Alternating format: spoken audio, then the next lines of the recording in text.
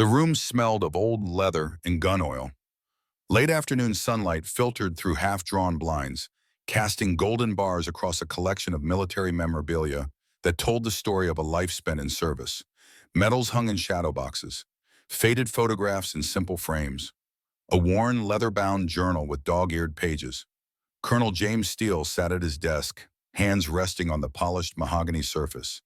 At 62, his face carried the weathered lines of a man who had spent too many days under desert suns and too many nights under foreign stars. His gray hair was still cut military short, his posture ramrod straight even in the comfort of his study. They called him Iron for a reason. His calloused fingers traced the edge of a black and white photograph. 7 M1 Abrams tanks in perfect formation, cutting across the Iraqi desert. The Valley of Death, they called it later. But in that moment, it had just been another battlefield. Steele leaned back in his chair, eyes never leaving the photograph. 73 seconds, that was all it took. 73 seconds to destroy an entire Iraqi tank battalion. 12 T-72s reduced to burning hulks in just over a minute. The military analysts refused to believe the after-action reports until they saw the gun camera footage. The formation, the precision, the devastating effectiveness of American armor and American crews. Steele remembered the taste of dust in his mouth, the thunder of the 120mm main gun firing again and again, the way the Abrams shuddered beneath him with each shot, the voices of his crew in his headset, professional and focused despite the chaos erupting around them. He had been there. He had commanded it. The cell phone on his desk buzzed, pulling him from the memory, a message from Carson, one of his former tank commanders. No text, just a video link with the comment, "You seen this yet?" Steele tapped the link and waited as the video loaded. Grainy footage, likely from a helmet camera. Ukrainian soldiers cheering as a tank, looked like a T-84, fired its main guns skyward. The camera panned up just in time to catch a small drone tumbling from the sky in pieces. More cheering. The video ended with a soldier giving a thumbs up to the camera. Steele checked the comments. Thousands of them, arguing back and forth. The keyboard warriors were out in force. Tanks are dinosaurs in the drone age. One lucky shot doesn't change anything. Ukraine proves tanks are obsolete. My grandfather's generation understood armor. That last one made Steele's jaw tighten. He picked up his phone and called Carson. The phone rang twice before a gruff voice answered. "You see it?" Carson asked. "I saw it," Steele replied. "And the comments. Those tech boys think they know warfare because they can fly a toy with an app," Carson said. "Makes my blood boil." "Mine too," Steele said. "But they've never heard the sound of an RPG hitting armor plate 3 inches from their head. They've never felt the ground shake as artillery walks across your position. They think war is a video game." "You ought to say something," Colonel Carson said. "People would listen to you." Steele looked back at the photograph on his desk. The 7 Abrams tanks, his crew, his men. "Maybe I will," he said finally. After hanging up, Steele sat in silence for a long moment. Then he walked to the corner of his study where a small camera sat on a tripod. He'd used it once before to record a message for his grandson's school career day. He positioned it, checked the lighting, and pressed record. For 3 minutes, he stared into the lens, unsmiling. Then he began to speak. "My name is Colonel James Steele. For 30 years, I commanded tanks for the United States Army. I led armored units in Desert Storm, in Iraq, and in Afghanistan. I've forgotten more about armored warfare than most of you will ever know. And today, I want to talk about drones." He paused, considering his words carefully. "Some of you think the age of armor is over. You've seen videos of drones dropping grenades on tanks. You've read articles predicting the end of conventional warfare. You believe tanks are dinosaurs waiting for extinction. You're wrong, dead wrong, and your ignorance is dangerous. In Ukraine right now, 70% of all casualties are still caused by artillery and mines, not drones. In every major conflict of the last century, predictions about revolutionary weapons making tanks obsolete have proven false. The tank adapts. The tank survives. The tank prevails." Steele leaned closer to the camera, his voice dropping lower. "I've been inside a tank when it was hit by rocket-propelled grenades. I've commanded tank battalions against enemy armor. I've watched shells bounce off the frontal armor of an Abrams. And I'm here to tell you that those who predict the death of the tank don't understand warfare. He reached for a remote control on his desk, stopping the recording. It wasn't enough. Facts and figures wouldn't convince them. He needed something more personal, something that would make them understand what it meant to be a tanker. Steele closed his eyes, and in his mind, he was back in Fallujah. 2004. The heat, the constant tension that pulled at every muscle until your body ached from more than just the cramped confines of the tank. He started the recording again. Let me tell you about Fallujah. November 2004, the second battle for the city. My tank was leading a column down a narrow street when we were ambushed. RPGs from 3 directions. The first one hit our right tread. The second glanced off the turret. The third detonated against our frontal armor. Inside, it was like being inside a church bell when someone hits it with a sledgehammer. The sound doesn't just reach your ears, it reverberates through your bones. The tank filled with the smell of cordite and sweat. My gunner, Martinez, had blood running down his face from where his head had hit the site during the first impact, but he never stopped scanning for targets. My loader, Jackson, was already moving, slamming a heat round into the breech before I could even give the order. And Watkins, my driver, was backing us up, getting us out of the kill zone even as more RPGs streaked toward us. We survived. We fought back. We completed our mission. Now imagine that same scenario with a drone. One hit from any anti-air weapon, even small arms fire, and your eye in the sky becomes wreckage on the ground.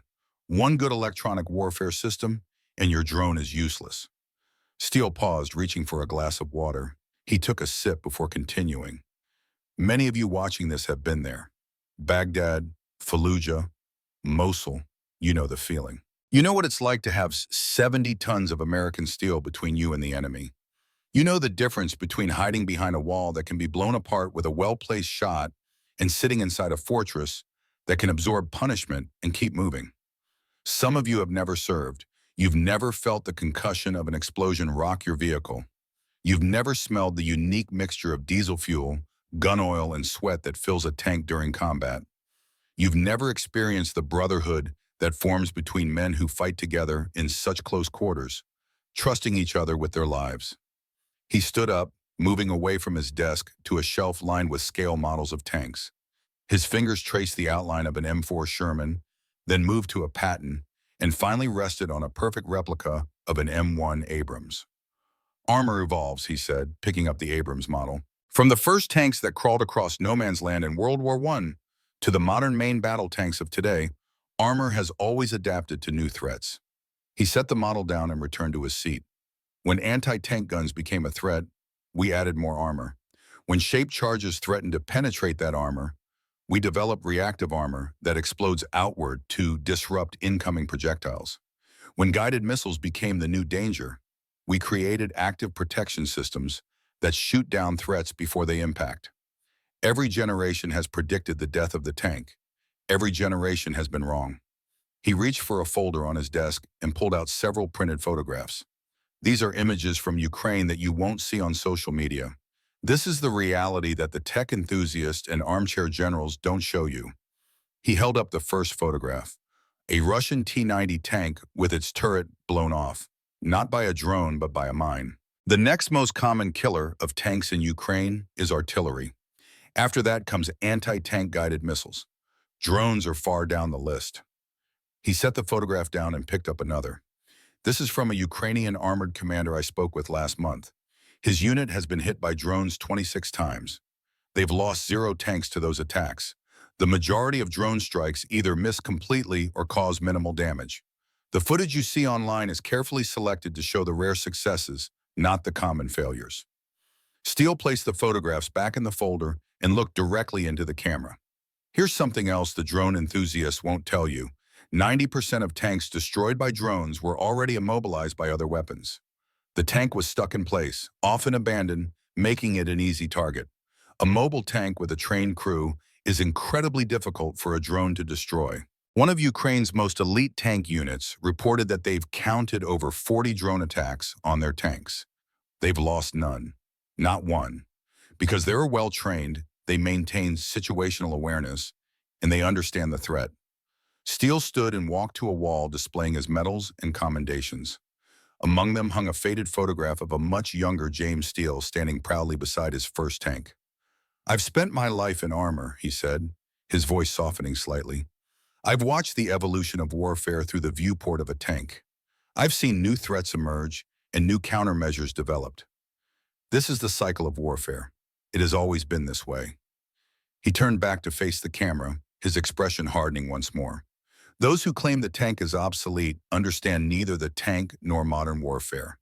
They see a few carefully edited videos and think they have grasped a complex reality that has been shaped by a century of battlefield experience.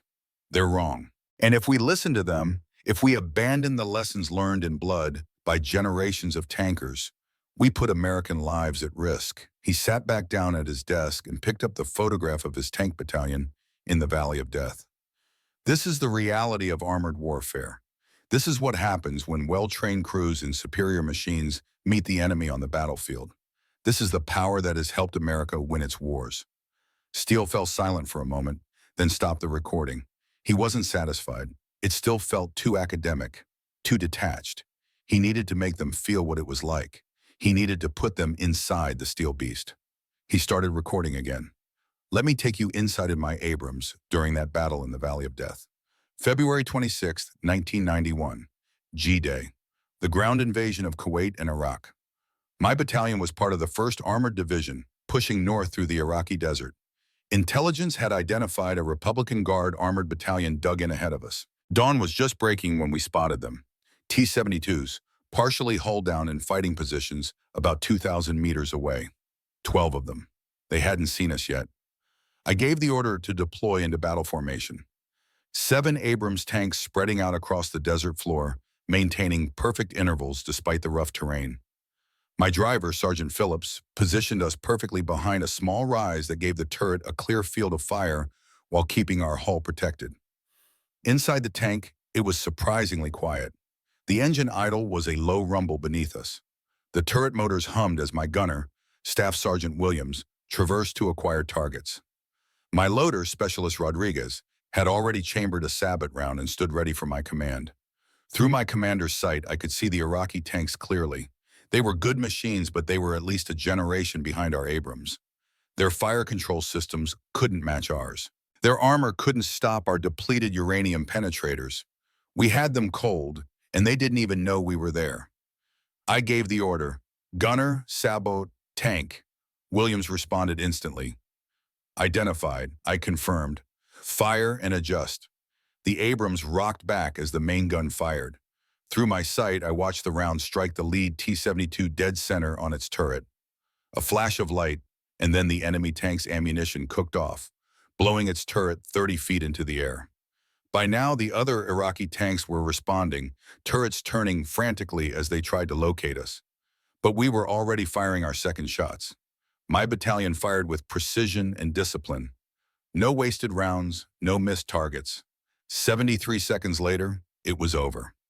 12 T-72s destroyed, not one Abrams hit. That's the reality of modern tank warfare. Not what you see in carefully edited drone videos. Not what armchair generals debate on social media. The cold, hard efficiency of American armor and American crews doing what they've been trained to do. He paused, taking a breath.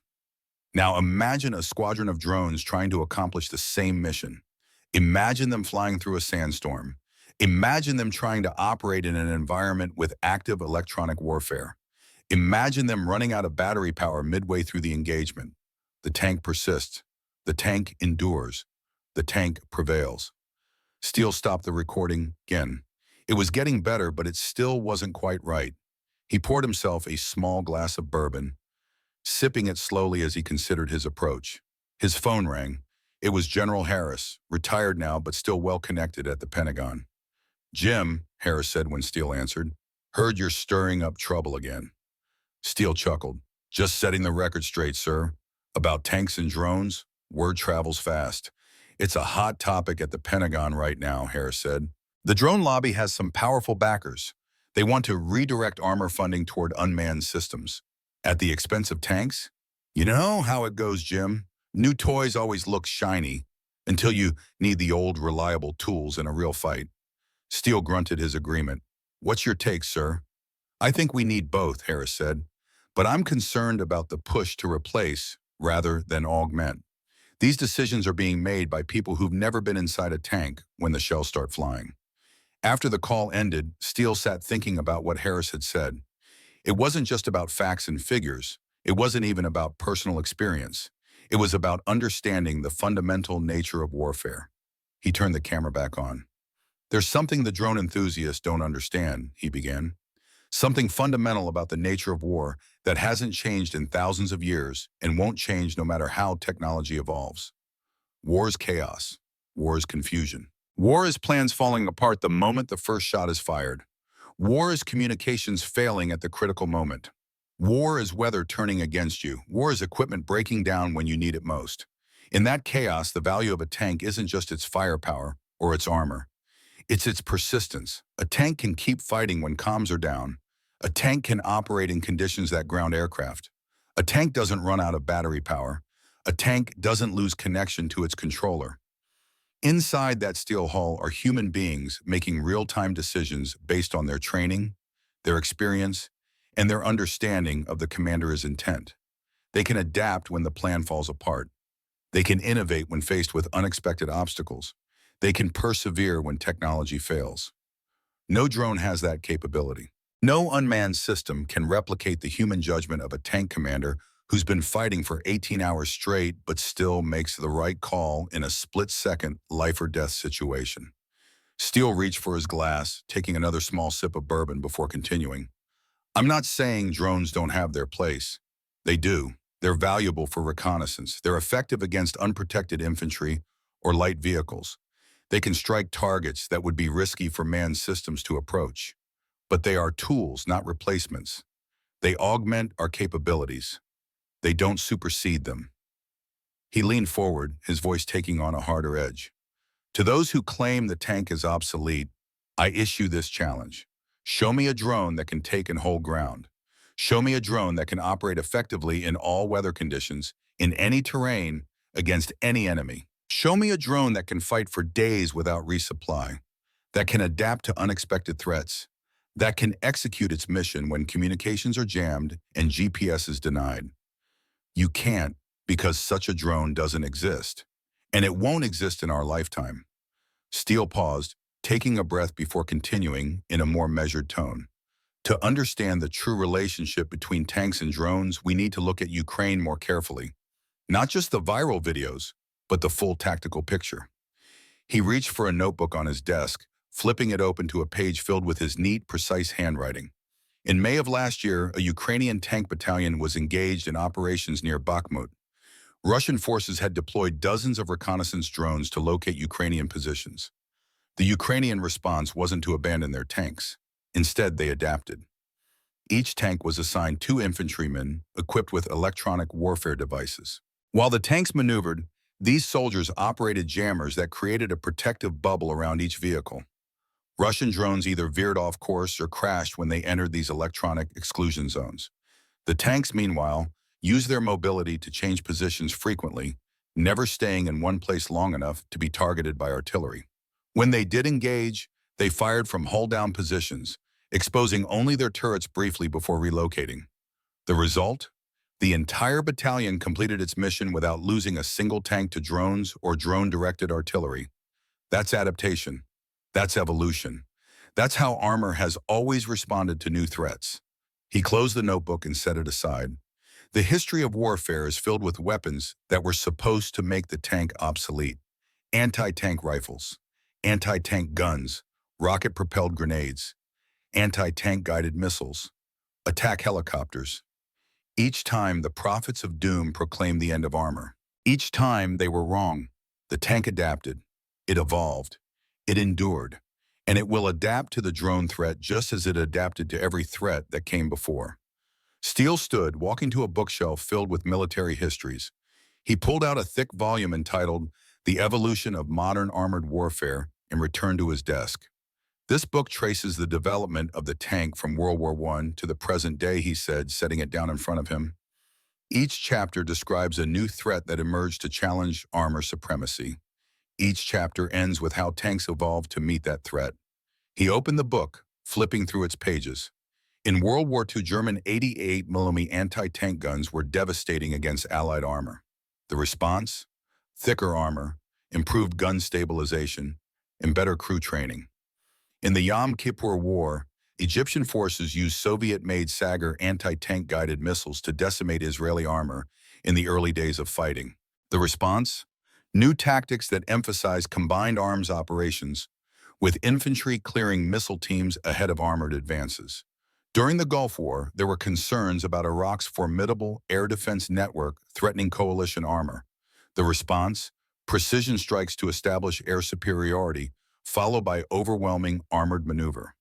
And now we have drones. The response is already taking shape. Electronic warfare systems, active protection systems that can shoot down approaching drones, tactical adaptations that emphasize dispersion and concealment. He closed the book and looked directly into the camera. The pattern is clear. Each new threat is met and overcome. The tank persists because it fills a fundamental need in warfare: protected, mobile firepower that can take and hold ground. No drone, no matter how advanced, can do that. Steele took another sip of bourbon, his face relaxing slightly as he shifted from lecturer to storyteller.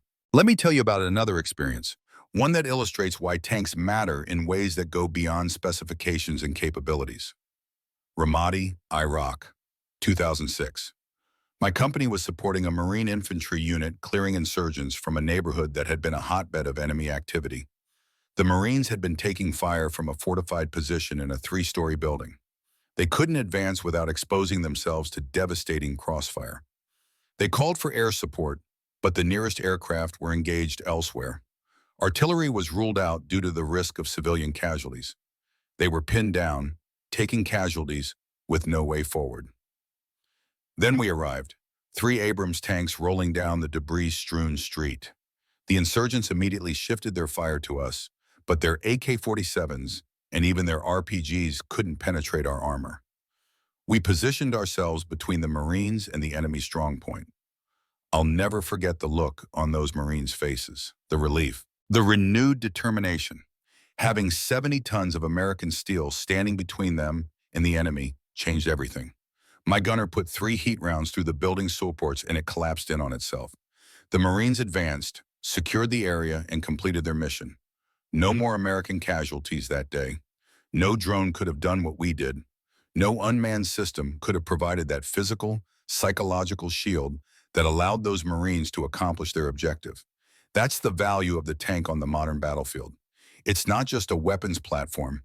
It's a force multiplier that changes the entire dynamic of an engagement. Steele paused, reflecting on that day.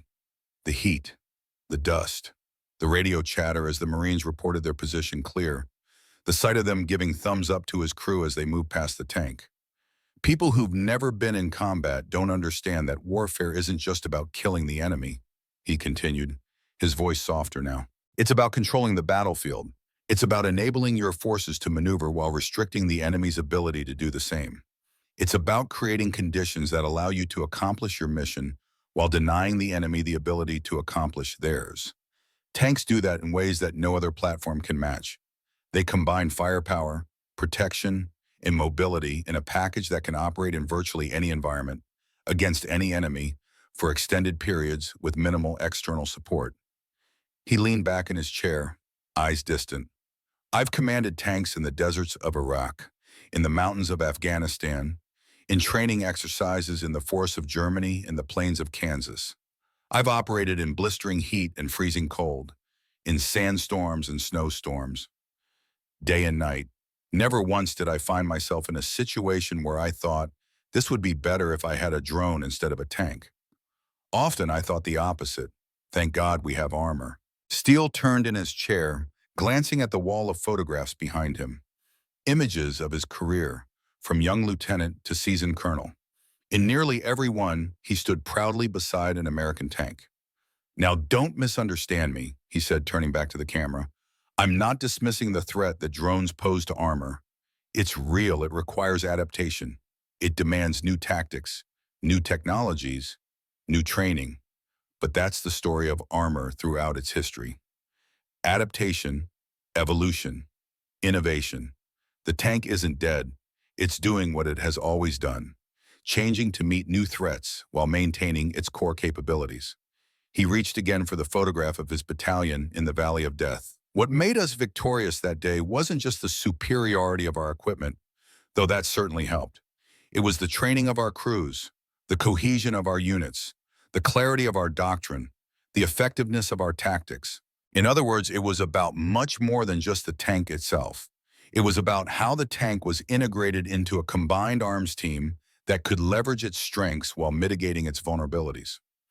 And that's the approach we need to take with drones, not as replacements for existing capabilities, but as additions to them, not as revolutionary systems that render everything else obsolete, but as evolutionary developments that enhance our overall effectiveness. Steele set down the photograph and steepled his fingers, considering his next words carefully. There's a term we use in the military, DOTMLPF. It stands for doctrine, organization, training, materiel, leadership, personnel, and facilities. It's a framework for thinking about military capability development. Most of the drone enthusiasts focus solely on the MEM materiel. They talk about the hardware, the technology, drones kill tanks, jammers defeat drones, fiber optic controls defeat jammers, and so on. But that's a simplistic, incomplete view of warfare. We don't fight with things. We buy things, but we fight with formations. And formations are the product of all those elements: doctrine, training, organization, leadership, and yes, equipment too. When we talk about the impact of drones on modern warfare, we need to consider all these factors. How does our doctrine need to evolve? How should our organizations change?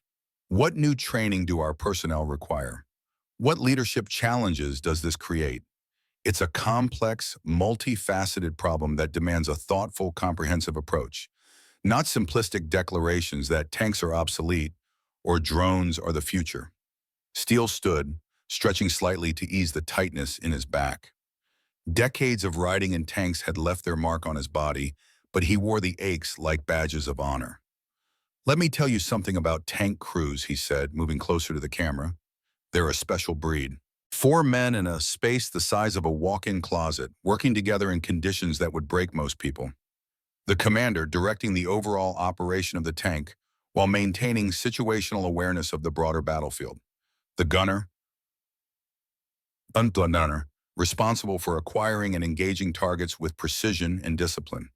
The loader, physically manhandling rounds weighing 40+ pounds in that cramped space, maintaining the tank's combat power through sheer strength and endurance. The driver, navigating through hostile terrain while keeping the tank in protective positions, often with limited visibility. All 4 linked by intercom, by training, by shared hardship, and by absolute trust in one another. Each knowing that his life depends on the others doing their jobs perfectly, without hesitation, without error. That bond is something special, something sacred, something that can only be forged in the unique conditions of armored warfare. He paused, his expression softening for just a moment. "I still keep in touch with every member of my first tank crew. 40 years later, we're still brothers. We've celebrated each other's marriages, mourned each other's losses, watched each other's children grow up. That doesn't happen in drone operations. A pilot sitting in an air-conditioned trailer in Nevada operating a UAV over Syria doesn't form those bonds. They don't share that risk, that hardship, that absolute dependence on one another. I'm not saying one is better than the other. I'm saying they're different, and that difference matters on the battlefield." Steele returned to his desk, sitting down heavily. "The final point I want to make is about the future, because that's really what this debate is about. Not whether tanks are effective today, but whether they'll remain effective tomorrow." He reached for a folder labeled classified, then smiled slightly and set it aside, instead picking up a publicly available military journal. The future of armor isn't a choice between tanks or drones. It's about tanks and drones working together in ways that leverage the strengths of both while mitigating their respective weaknesses. Imagine an Abrams tank with its own dedicated reconnaissance drone, providing over-the-horizon targeting data. Imagine active protection systems that can detect and destroy incoming threats. including drone-delivered munitions. Imagine electronic warfare suites that create protective bubbles around armored formations, disrupting enemy drone operations. All of these technologies are in development or already deployed. They represent the natural evolution of armor in response to new threats. But even more important than the technology is the human element. The judgment, experience, and decision-making the capability of a tank commander cannot be replaced by algorithms or remote operators. It can be augmented, enhanced, supported, but not replaced. Steele set down the journal and leaned toward the camera, his expression intense. I've spent my life in armor. I've studied its history, contributed to its doctrine, commanded its formations.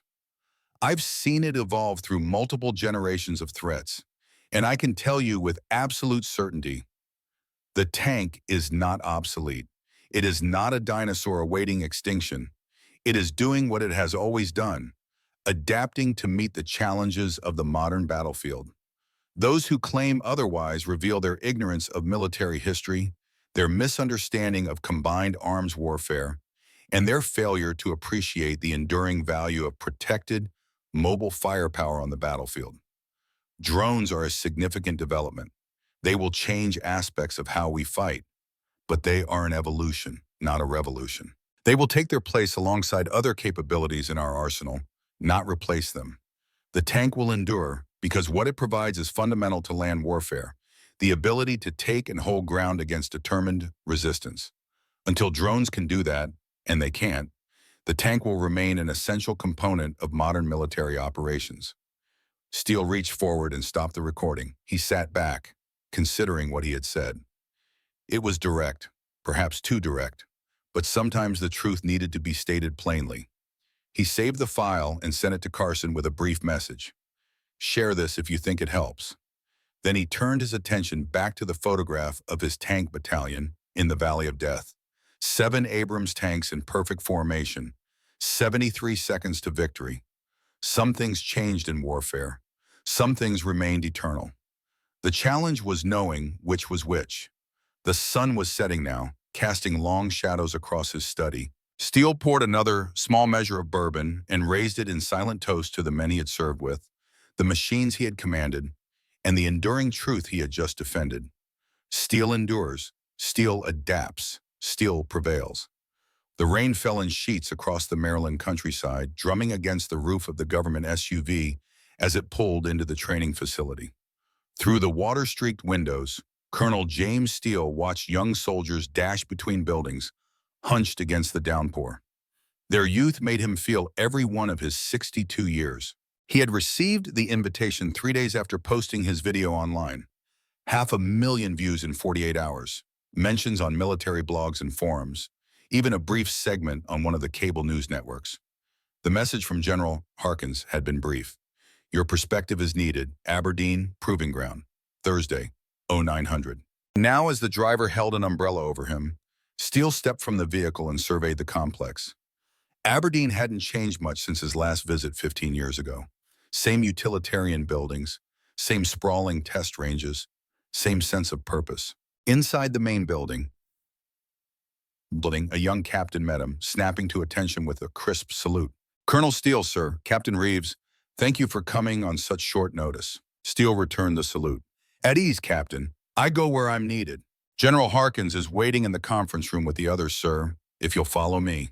As they walked, Steele noted the framed photographs lining the hallway. Tanks from every era of American military history. Shermans from World War II. Pattons from Korea and Vietnam. Abrams from Desert Storm, Iraq, Afghanistan.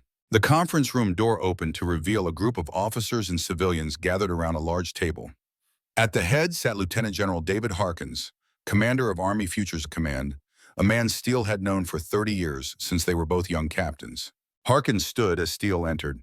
Jim, thanks for coming. Your timing couldn't be better. The men shook hands, the familiar grip of old soldiers who had seen too much together to stand on ceremony. Glad to help, Dave, though I'm still not sure why I'm here. Harkins gestured to the table. Your video caused quite a stir at the Pentagon. Some people were unhappy about a retired officer speaking so bluntly. Others thought you didn't go far enough. And you? I thought it was about damn time someone injected some ground truth into the debate. Harkins turned to the group. Colonel Steele commanded armor units in more combat operations than anyone else in this room. He's forgotten more about tanks than most of us will ever know. And he's here to help us think through our drone response strategy. Steele took a seat, noting the diverse group around the table. Army officers, civilian engineers, defense contractors, a few people who had the unmistakable look of intelligence analysts. Harkins gestured to a large screen on the wall. Before we begin, I want everyone to see something. This footage arrived from Ukraine yesterday. It hasn't been released publicly. The lights dimmed and the screen filled with aerial footage. A Ukrainian armored column moving through open terrain. The view was from high above, clearly from a reconnaissance drone. As they watched, Russian artillery began to fall around the column, too close for comfort, but not scoring direct hits. The Ukrainian vehicles accelerated, seeking cover in a tree line about a kilometer away. They never made it. A swarm of smaller drones appeared on the screen, at least a dozen, flying in loose formation. They descended rapidly toward the Ukrainian vehicles. The lead tank fired its main gun skyward, taking down 2 drones. A third exploded against its turret, but failed to penetrate. But there were too many. Within seconds, 3 armored personnel carriers were hit and burning. The tanks continued to fire, continued to move, but more drones kept coming. When the footage ended, the room remained silent for several seconds. Harkins turned the lights back up. That was 3 days ago near Kramatorsk. We're seeing more of these coordinated drone swarm attacks. They're getting more sophisticated, more lethal. A civilian in an expensive suit spoke up. This proves what we've been saying. Traditional armor is obsolete against these threats. We need to accelerate our transition to unmanned systems. Steele studied the man. Early 40s, probably had never worn a uniform a day in his life. The type who saw warfare as an engineering problem to be solved with the right technology. And you are? Steele asked. Dr. Mitchell Reynolds, DARPA. I lead our Autonomous Systems Division. Steele nodded. Tell me, Dr. Reynolds, have you ever been inside a tank during combat operations? Reynolds shifted uncomfortably. No, but I've studied. I have, Steele interrupted, many times. And what that footage shows isn't the obsolescence of armor. It shows the need for better integrated defense systems. Those tanks survived. The APCs didn't. There's a lesson there. A female Army colonel at the far end of the table leaned forward. Colonel Steele is right. The problem isn't the tanks themselves, it's that we're sending them into environments where they lack adequate support. No air cover, no electronic warfare protection, no counter-UAS capabilities. Of course they're vulnerable. Steele looked at her with appreciation. Colonel? Alvarez, Sarah Alvarez.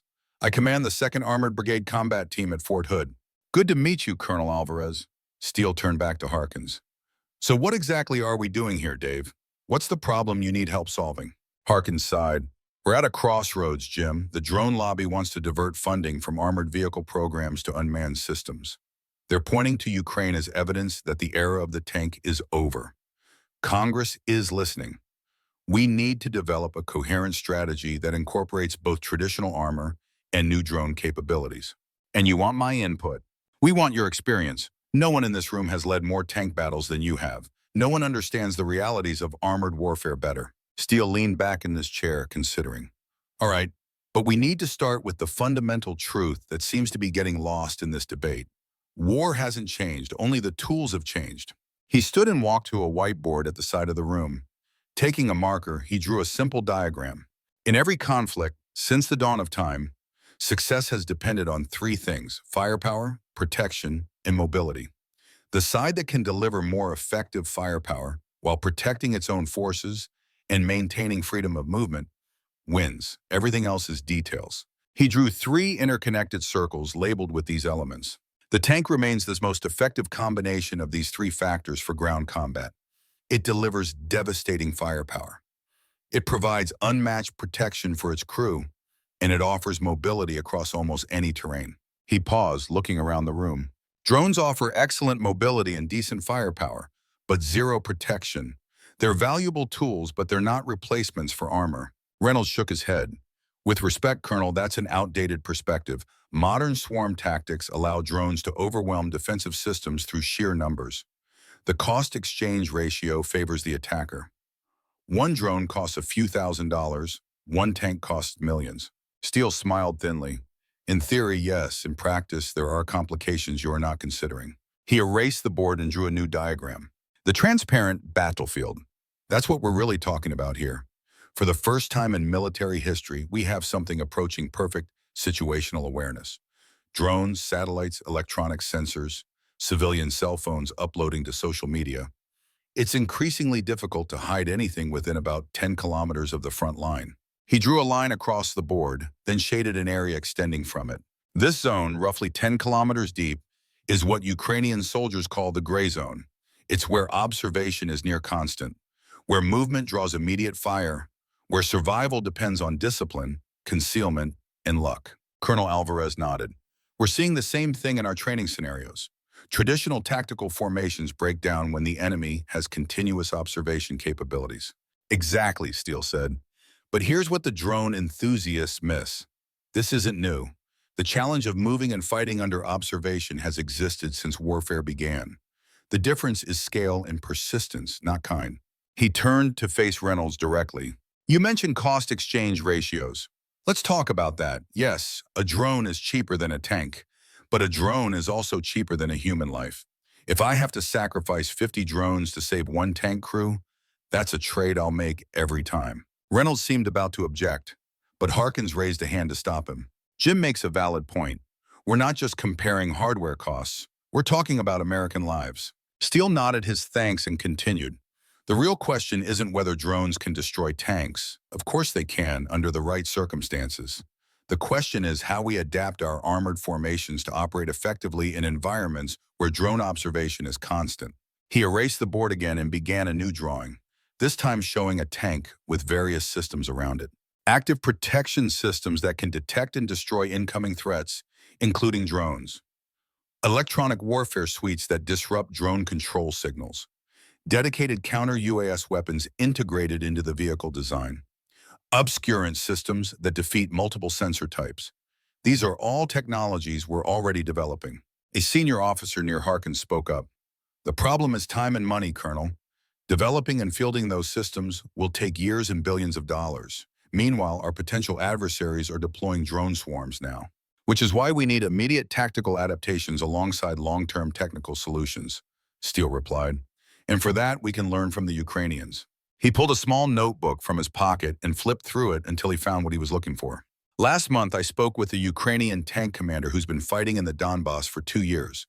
His unit has developed tactics that have kept them alive, despite operating in areas with heavy drone presence. Steele began listing them off. First, they never remain stationary for more than a few minutes. They're constantly on the move, even when not actively engaged. Second, they operate primarily at night, when many low-cost drones are less effective due to limited sensor capabilities. Third, they've become masters of camouflage, not just visual concealment, but thermal and electronic as well. They've developed techniques to mask engine heat, reduce radio emissions, and blend into the background across multiple spectrums. Fourth, they employ dedicated counter-drone teams with each tank, soldiers equipped with electronic warfare devices and specialized anti-drone weapons. Fifth, they've adapted their fire and maneuver techniques. They expose themselves for the absolute minimum time necessary to engage targets, then immediately relocate. These aren't high-tech solutions requiring years of R&D.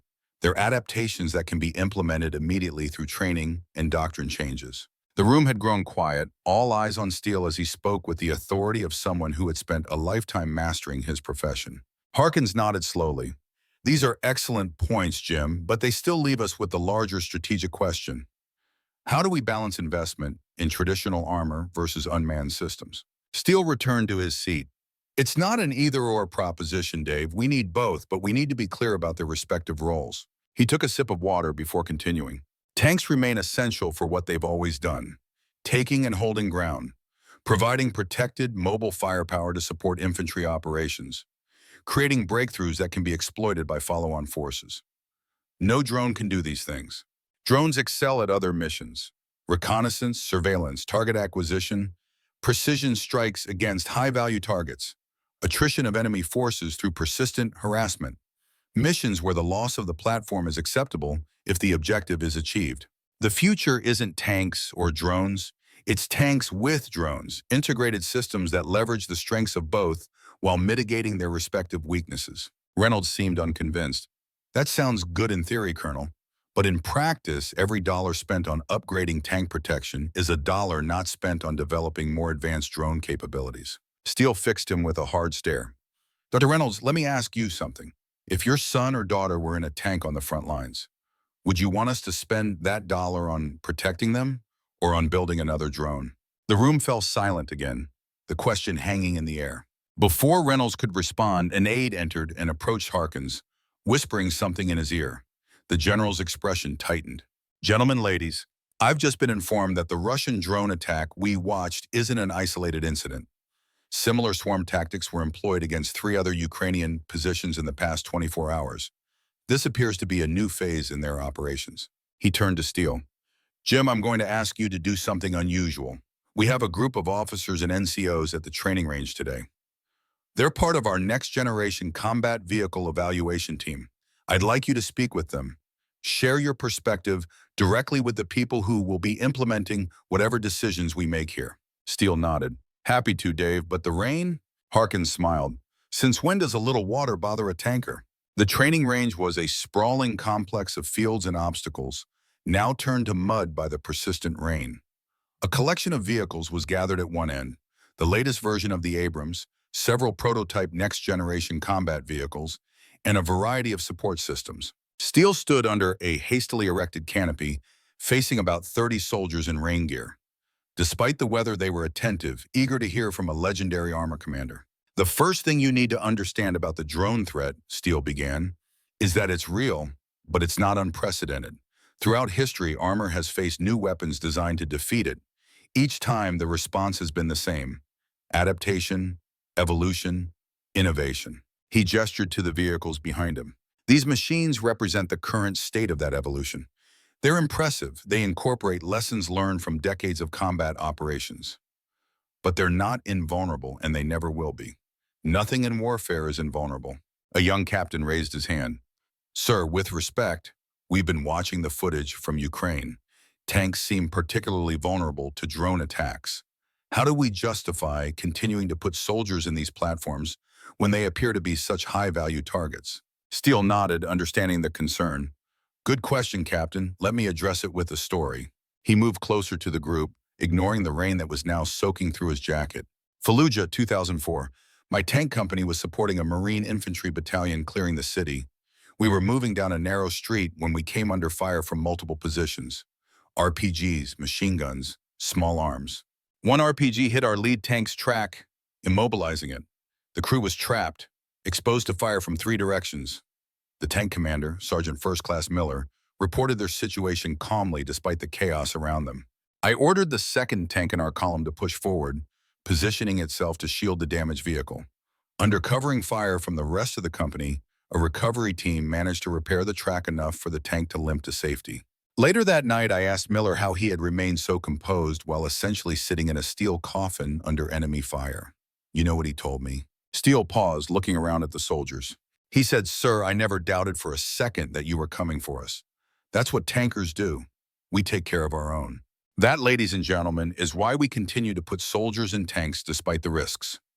Because the bonds formed between armored crews, the trust they place in one another and in their leaders, creates a combat effectiveness that cannot be replicated by unmanned systems. Yes, drones pose a threat.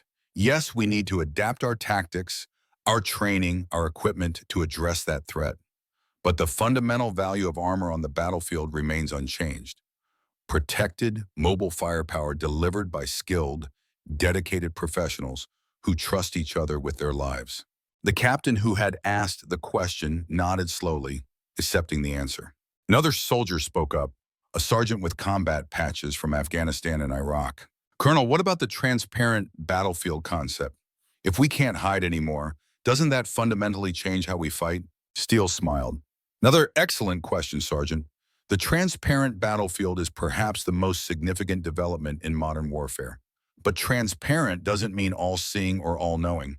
There are still ways to operate effectively, even under near-constant observation.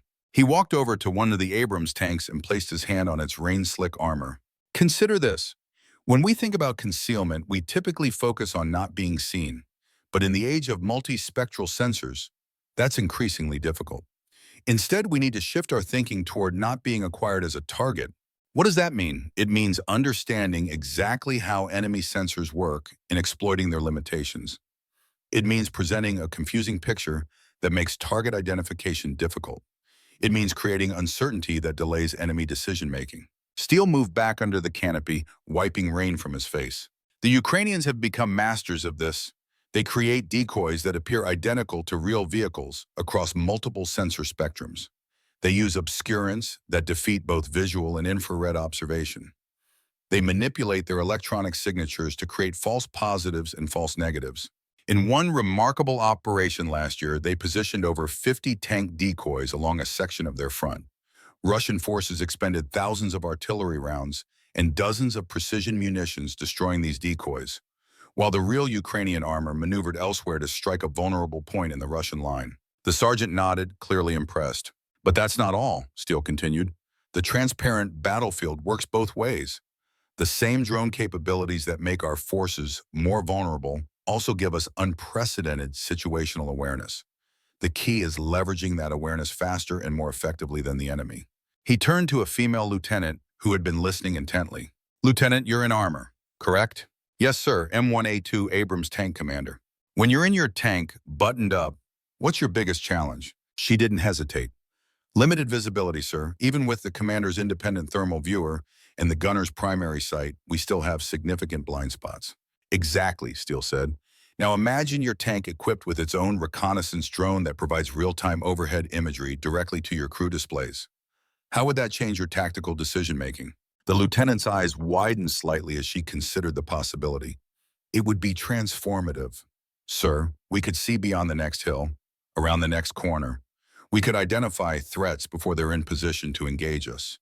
We could select movement routes that maximize cover and concealment. That's the future of armored warfare, Steele said, addressing the entire group again. Not tanks versus drones, but tanks with drones, integrated systems that leverage the unique capabilities of both platforms. He paused, letting his words sink in. But there's something else you need to understand about the transparent battlefield, something that goes beyond technology. Steele's voice dropped lower, and the soldiers leaned in to hear him over the drumming rain. The transparent battlefield is psychologically exhausting, knowing that you're under constant observation, that any mistake could bring immediate lethal consequences, creates a mental burden unlike anything in previous conflicts. He saw recognition in the eyes of the combat veterans in the group. Ukrainian soldiers describe it as fighting naked. There's nowhere to hide, nowhere to rest, nowhere to feel truly safe. The psychological pressure is immense. Steele moved closer to the group, his voice intense. This is where leadership becomes crucial. This is where the human element, your courage, your resilience, your commitment to your fellow soldiers, makes all the difference. Technology can change the character of war, but it cannot change its fundamental nature. War remains a human endeavor, shaped by human decisions, human emotions, human strengths and weaknesses. He looked around at the young faces before him, seeing in them the same mix of determination and uncertainty he had seen in his own soldiers before combat. The challenge you face is not just adapting to new technologies. It's maintaining your humanity, your moral compass, your bonds with one another, in an environment designed to strip those things away. That is the true test of a warrior in the age of the transparent battlefield. The group remained silent, absorbing his words. Then a voice called from the back. How do we win, sir? Against the drones, against the transparent battlefield? How do we prevail? Steele recognized the voice of a young soldier seeking reassurance, seeking certainty in an uncertain world. He had heard it many times before. The same way warriors have always won, he replied, through superior training, superior leadership, superior tactics, through courage, discipline, and the unbreakable bonds between soldiers who trust each other with their lives. He gestured to the vehicles behind him. These machines are tools, not talismans. They don't win battles by themselves.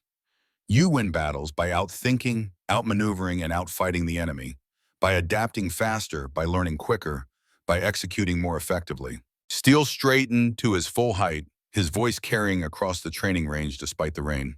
The side that masters the integration of traditional armor capabilities with new unmanned systems will dominate the battlefields of the future. And I have absolute faith that it will be you, the soldiers of the United States Army who achieved that mastery first. As the briefing concluded, General Harkins approached Steele holding an umbrella over both of them. Inspiring words, Jim, reminded me why you were always the commander soldiers wanted to follow into battle. Steele shrugged. Just telling them the truth, Dave, they deserve that much. Indeed they do. Harkins hesitated, then continued. There's something else I'd like you to see while you're here. Something not on the official agenda. They walked across the muddy ground toward a distant hangar, away from the main group of vehicles and soldiers. What exactly are we looking at, Dave? Steele asked as they approached. The future, Jim, or at least one possible version of it. The hangar doors were guarded by soldiers with security badges prominently displayed. They saluted crisply as Harkins approached, then verified his identity before allowing them to enter. Inside, Steele found himself looking at what appeared to be a standard M1A2 Abrams tank. But as he got closer, he noticed subtle differences. The turret profile was slightly altered. There were additional sensor arrays mounted at various points. The commander's hatch had been redesigned. This is the XMBT prototype, Harkins explained. Experimental main battle tank. It incorporates everything we've learned from Ukraine and other recent conflicts. Steele walked slowly around the vehicle, his experienced eye noting each modification. Enhanced active protection system, Harkins continued. Multispectral signature management technology. Integrated counter-UAS capabilities. In this, he pointed to a compartment on the rear deck of the turret. Organic reconnaissance drone launcher. The tank carries its own UAVs for beyond line-of-sight sensing and targeting. Steele nodded appreciatively, addressing the visibility limitations we've always struggled with. Exactly, but the most significant changes are in the digital architecture. Harkins led Steele to a display screen set up beside the tank. It showed the interior of the vehicle, specifically the commander's station. We've completely redesigned the information management systems. The commander now has access to a unified battlefield visualization that integrates data from the tank's own sensors, from organic drones, from other vehicles in the formation, and from higher echelon intelligence assets. The screen showed a 360-degree view around the tank, with terrain features, friendly forces, and known or suspected enemy positions clearly marked. Artificial intelligence assists in target identification, threat assessment, and route planning, Harkins explained. But the human crew maintains final decision authority, especially for weapons employment. Steele studied the display, impressed but cautious. How does it perform in electronic warfare environments? When GPS is denied and communications are degraded? Harkins smiled. We thought you would ask that. The system is designed to gracefully degrade. Even with all external data links severed, the tank retains its core functionality. The crew can still fight effectively using just the vehicle's organic sensors. And maintenance, reliability, and field conditions? That's still a challenge, Harkins admitted. The more complex the system, the more potential failure points. But we're working on modular designs that allow for rapid component replacement, even in austere environments. Steele continued his inspection, peering through vision blocks, examining the main gun, checking the tracks and suspension. His hands moved with the practiced ease of someone who had spent decades working with such machines. It's impressive, Dave, a logical evolution of the platform, but it's still fundamentally an Abrams. That's intentional, Harkins replied. Revolutionary designs look good on paper, but often fail in the real world. We're taking an evolutionary approach, building on what works while incorporating new capabilities. Steele nodded. Smart. Too many defense projects try to reinvent the wheel and end up with something square. He stepped back, taking in the entire vehicle. When does it go into field trials? Next month. We'll be running it through its paces at Fort Irwin. If you're interested in observing, I can arrange it. I'd like that. Steele's expression turned thoughtful. You know, seeing this reminds me of something we often forget in these discussions about technology and tactics. What's that? The human element. The most sophisticated tank in the world is only as effective as the crew inside it. And the most important factor in crew effectiveness isn't technology, it's trust. Harkins nodded. Trust between crew members. That and trust in the equipment. Soldiers need to believe in their machines, especially when those machines are what stand between them and death. Steele placed his hand on the tank's armor, feeling the cold steel beneath his palm. This is more than a weapons platform. For the crew inside, it's home. It's sanctuary. It's the thing they depend on when everything else has failed. That relationship, that bond between soldier and machine, is something no technical specification can capture. but it's absolutely essential to combat effectiveness. Harkins regarded his old friend with respect.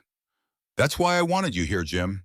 You understand the intangibles that our technical experts often miss. As they left the hangar, the rain had finally stopped. Weak sunlight broke through the clouds, glinting off puddles scattered across the training area. There's one more thing I'd like you to see, Harkin said, something that might challenge your thinking a bit.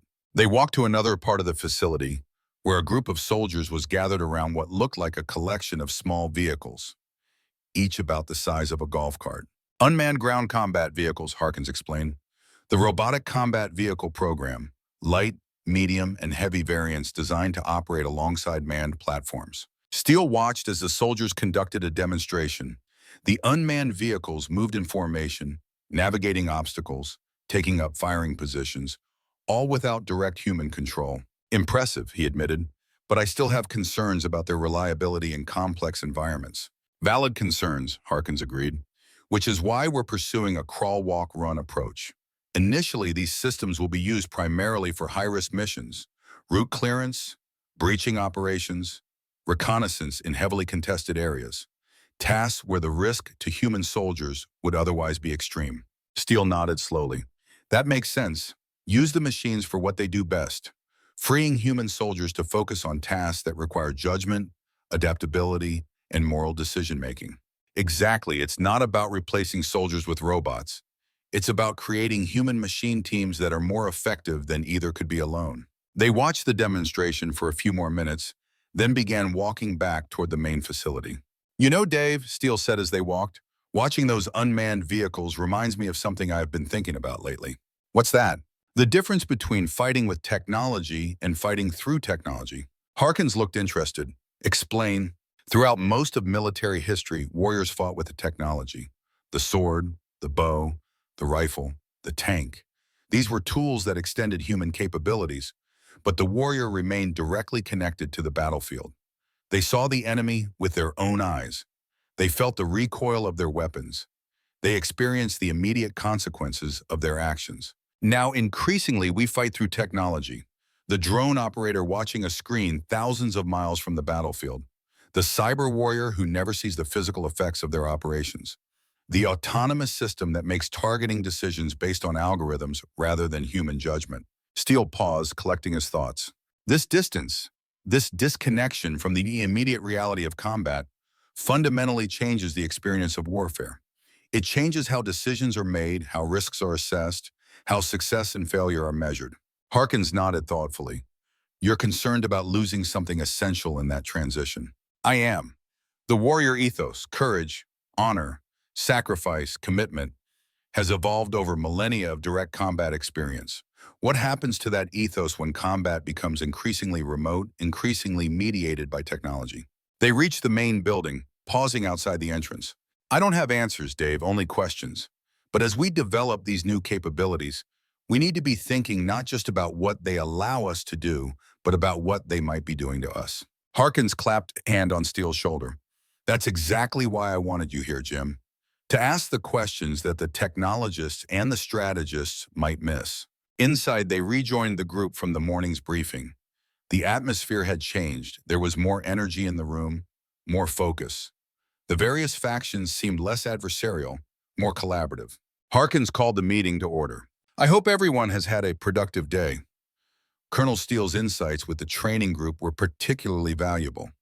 Now I'd like to shift our discussion from the technical aspects of drone warfare to something equally important, the psychological dimension. He gestured to Steele, inviting him to speak. Steele stood, considering his words carefully. When we talk about the transparent battlefield, we usually focus on the tactical implications, the challenges of concealment, movement, targeting. But there's another dimension that receives far less attention, the psychological impact on the soldiers who must fight in this environment.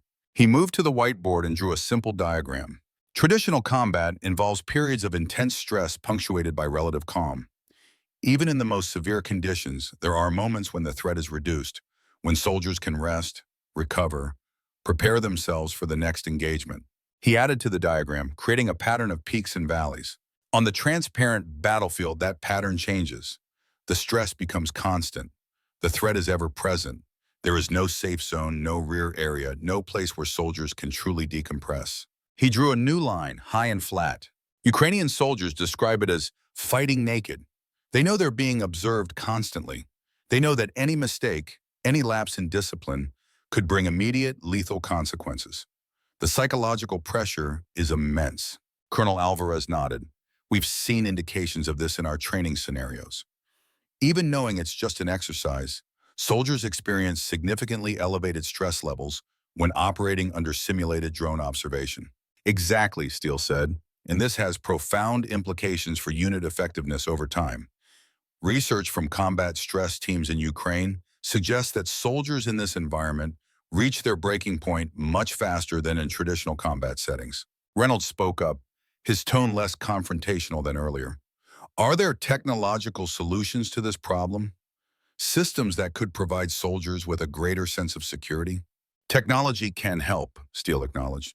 Early warning systems, active protection, electronic countermeasures, these all contribute to reducing vulnerability, but they don't address the fundamental psychological reality of being under constant observation. He erased the board and drew a new diagram showing a human figure surrounded by concentric circles. What soldiers need is what they've always needed: leadership, training, and unit cohesion. Leaders who understand the unique stressors of this environment and can help their soldiers cope. Training that builds confidence in their ability to operate effectively despite these stressors. And most importantly, the knowledge that they're not facing these challenges alone, that they're part of a team that will support them, protect them, comfort them if they're in trouble. Steele turned to face the group. This is what I was trying to convey to those young soldiers at the training range. The technology matters, of course it does, but the human element, courage, resilience, commitment to one another, that's what ultimately determines success or failure on the battlefield, regardless of the tools being used. The room was silent for a moment, absorbing his words. Then Harkin spoke. Jim has touched on something critical here. As we develop our drone strategy, we need to consider not just the capabilities these systems provide, but their impact on the human dimensions of warfare, both for our own forces and for our adversaries. A senior intelligence officer who had been quiet until now joined the conversation. This raises an interesting question about asymmetric psychological effects. Our adversaries may not share our concerns about the psychological well-being of their soldiers.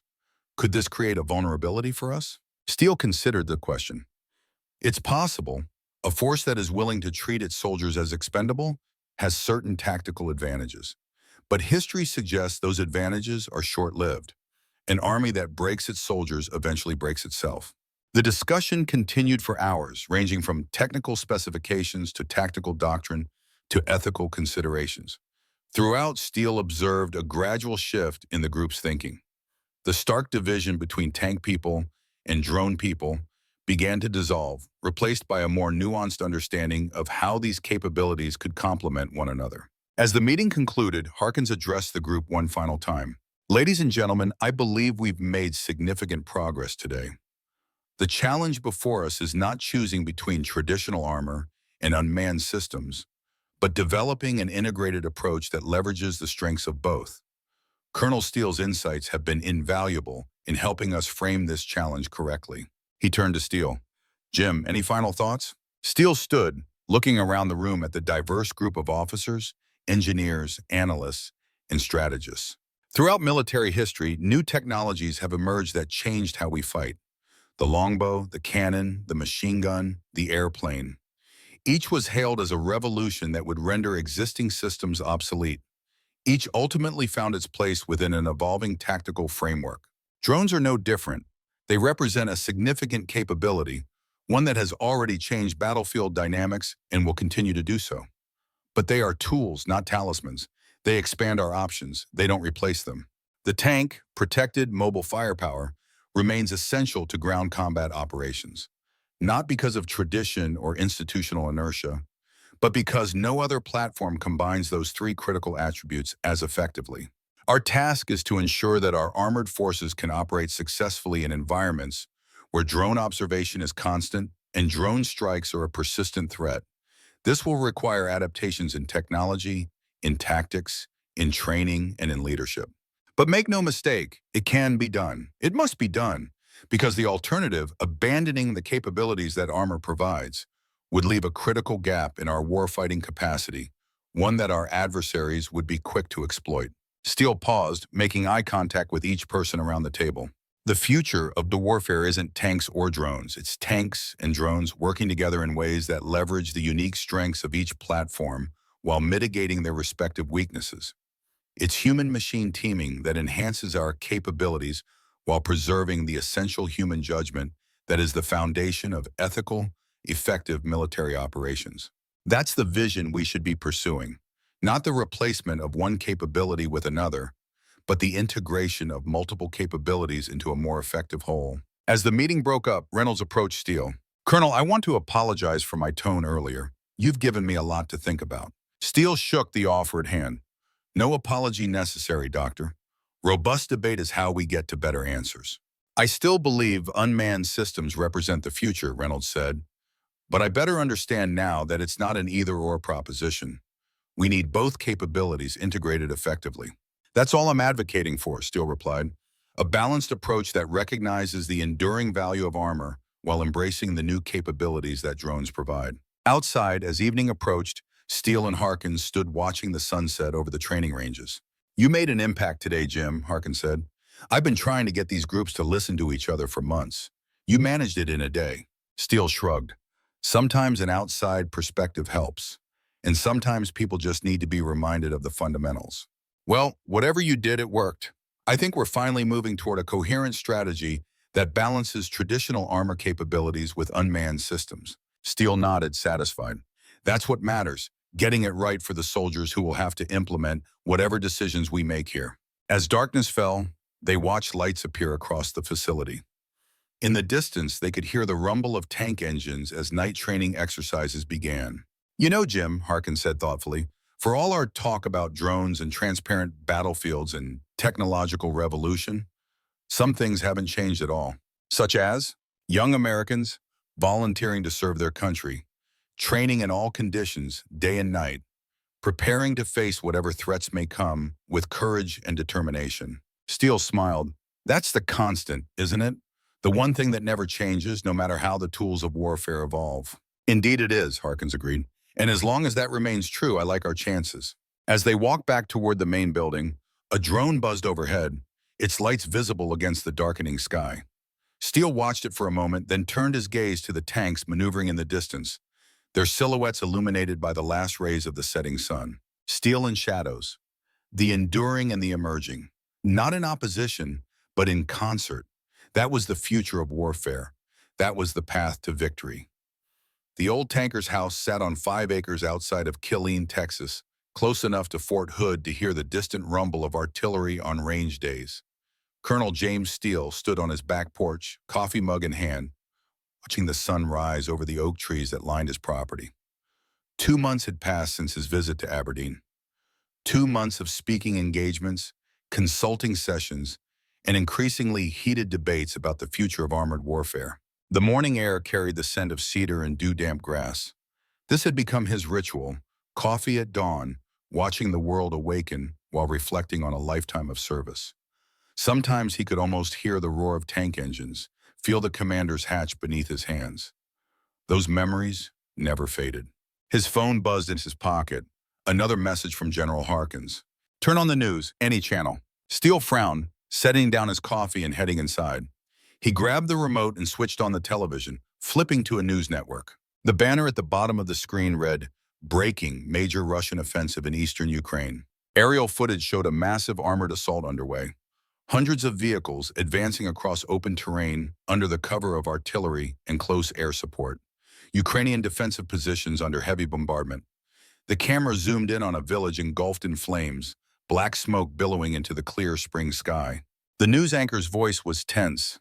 "What we're seeing is reportedly the largest Russian offensive since the initial invasion. Military analysts are describing it as an attempt to break the stalemate that has persisted for months along the Eastern Front."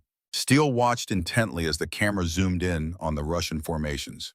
T-90 tanks leading the way, their turrets traversing methodically, main guns flashing as they fired, BMP infantry fighting vehicles close behind, soldiers occasionally visible through open hatches. But what caught his attention was what he didn't see: the expected swarms of drones that had characterized recent engagements. His phone rang. "Harkins. You seeing this?" the general asked without preamble. "I am," Steele replied, his eyes never leaving the screen. "Massive armored push. But where are the drones?" That's the million-dollar question. Intelligence suggests the Russians are employing some new electronic warfare capability that's creating a drone-denied environment. Details are classified, but it's apparently allowing their armor to maneuver without the usual Ukrainian drone coverage. Steele watched as Russian tanks rolled forward, encountering minimal resistance. "They're changing the game again." "They are," Harkins agreed, "and I need your help making sense of it. How soon can you get to the Pentagon?" 6 hours later, Steele found himself in a secure briefing room deep within the Pentagon. The walls were lined with displays showing real-time intelligence from Ukraine. Generals, intelligence officers, and civilian analysts crowded around a large table, their expressions grim. The air in the room was heavy with tension and the smell of strong coffee. General Harkins nodded to Steele as he entered. "Jim, thanks for coming on short notice." "Wouldn't miss it," Steele replied, taking an empty seat. "What are we looking at?" A female brigadier general with intelligence branch insignia stood to address the group. As of 0600 our time, Russian forces launched a major offensive across a 50-kilometer front in eastern Ukraine. The attack involves approximately 300 armored vehicles, including at least 120 main battle tanks, supported by artillery, fixed-wing aircraft, and attack helicopters. She gestured to one of the displays, which showed a map of the region with unit positions marked. Red arrows indicated Russian thrusts, blue blocks representing Ukrainian defensive positions. What makes this attack distinctive is the apparent absence of drone operations on both sides. Ukrainian reconnaissance drones have been unable to penetrate the Russian formations, and Russian attack drones that have featured prominently in recent operations are similarly absent. Steele leaned forward. "Electronic warfare?" "That appears to be the primary factor," the general confirmed. "Russian forces have deployed what we're calling System X, a new electronic warfare capability that creates an effective dome over their advancing formations. Within this dome, drone communications are disrupted, navigation systems fail, and autonomous functions become unreliable." "How wide is the dome?" someone asked. "Current estimates suggest a radius of approximately 15 kilometers. It moves with the main Russian command elements." Harkins turned to Steele. "Jim, you've been arguing that armor remains viable even in the drone era. What do you make of this development?" The room fell silent, all eyes turning to the veteran tanker. Steele considered the question carefully, studying the displays. The tactical situation was evolving even as they watched, with Russian forces pushing deeper into Ukrainian territory. "It's consistent with the historical pattern," he finally said. "For every new weapon system, a countermeasure eventually emerges. Drones gave Ukrainian forces unprecedented observation capabilities. Now the Russians have developed a means to deny those capabilities, at least temporarily." He stood and approached one of the maps, his weathered hands tracing the contours of the battlefield with the familiarity of someone who had studied countless similar displays throughout his career. "But there's something else happening here that's even more significant. Look at how the Russians are employing their armor. These aren't the uncoordinated piecemeal attacks we've seen for the past few years.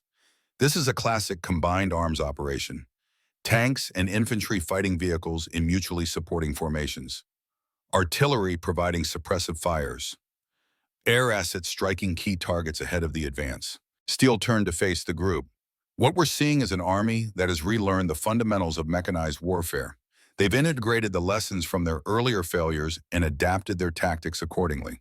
A senior Army colonel spoke up. "So you're saying the Russians have figured out how to make tanks relevant again?"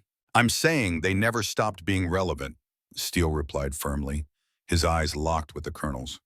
"What the Russians have figured out is how to employ them effectively in the current operating environment.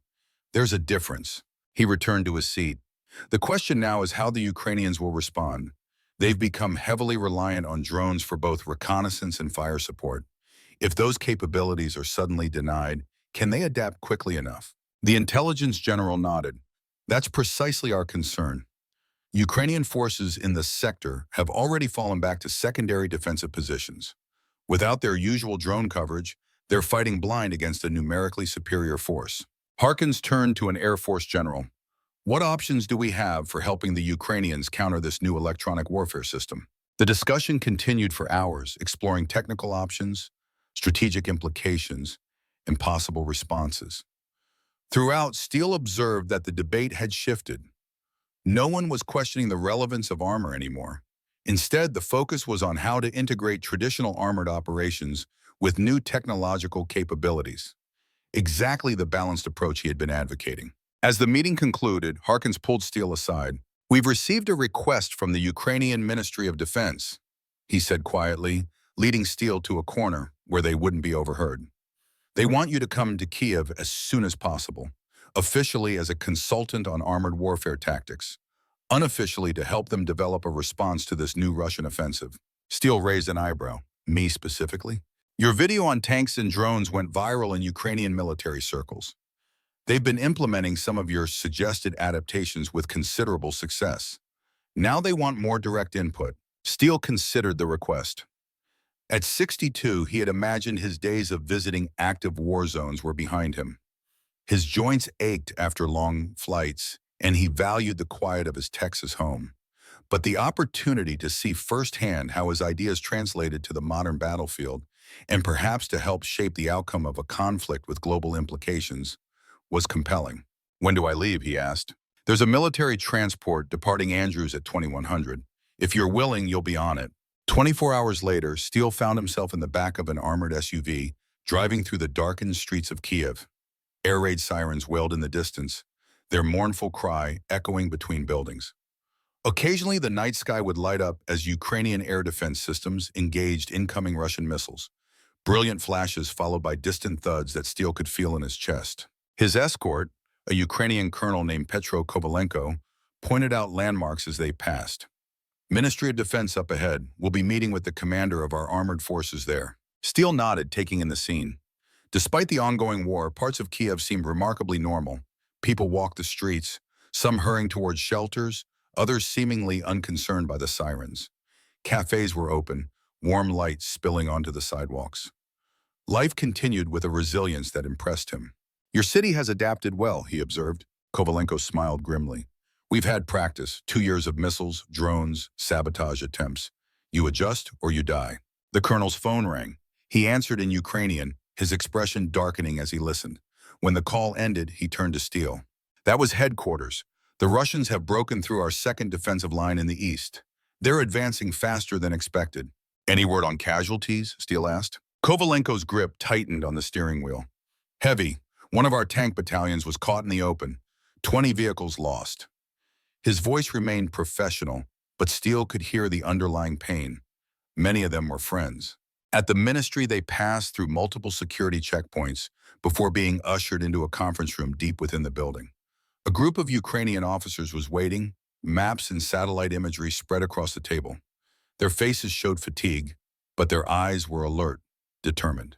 A powerfully built man in his 50s stepped forward, extending his hand. "Colonel Steele, I am General Andriy Pavlenko, commander of Ukraine's armored forces. Thank you for coming on such short notice." Steele shook the offered hand. "General, I'm honored to be here. Please sit. We have much to discuss and little time." As Steele took a seat, Pavlenko gestured to the maps. 3 days ago, the Russians launched this offensive with over 100 tanks and 200 other armored vehicles. They have advanced 20 kilometers already, threatening to encircle our forces in this region. He traced a salient on the map, his finger outlining a bulge in the front line. "What makes this attack different is their new electronic warfare system. Our drones cannot operate within 15 kilometers of their main force.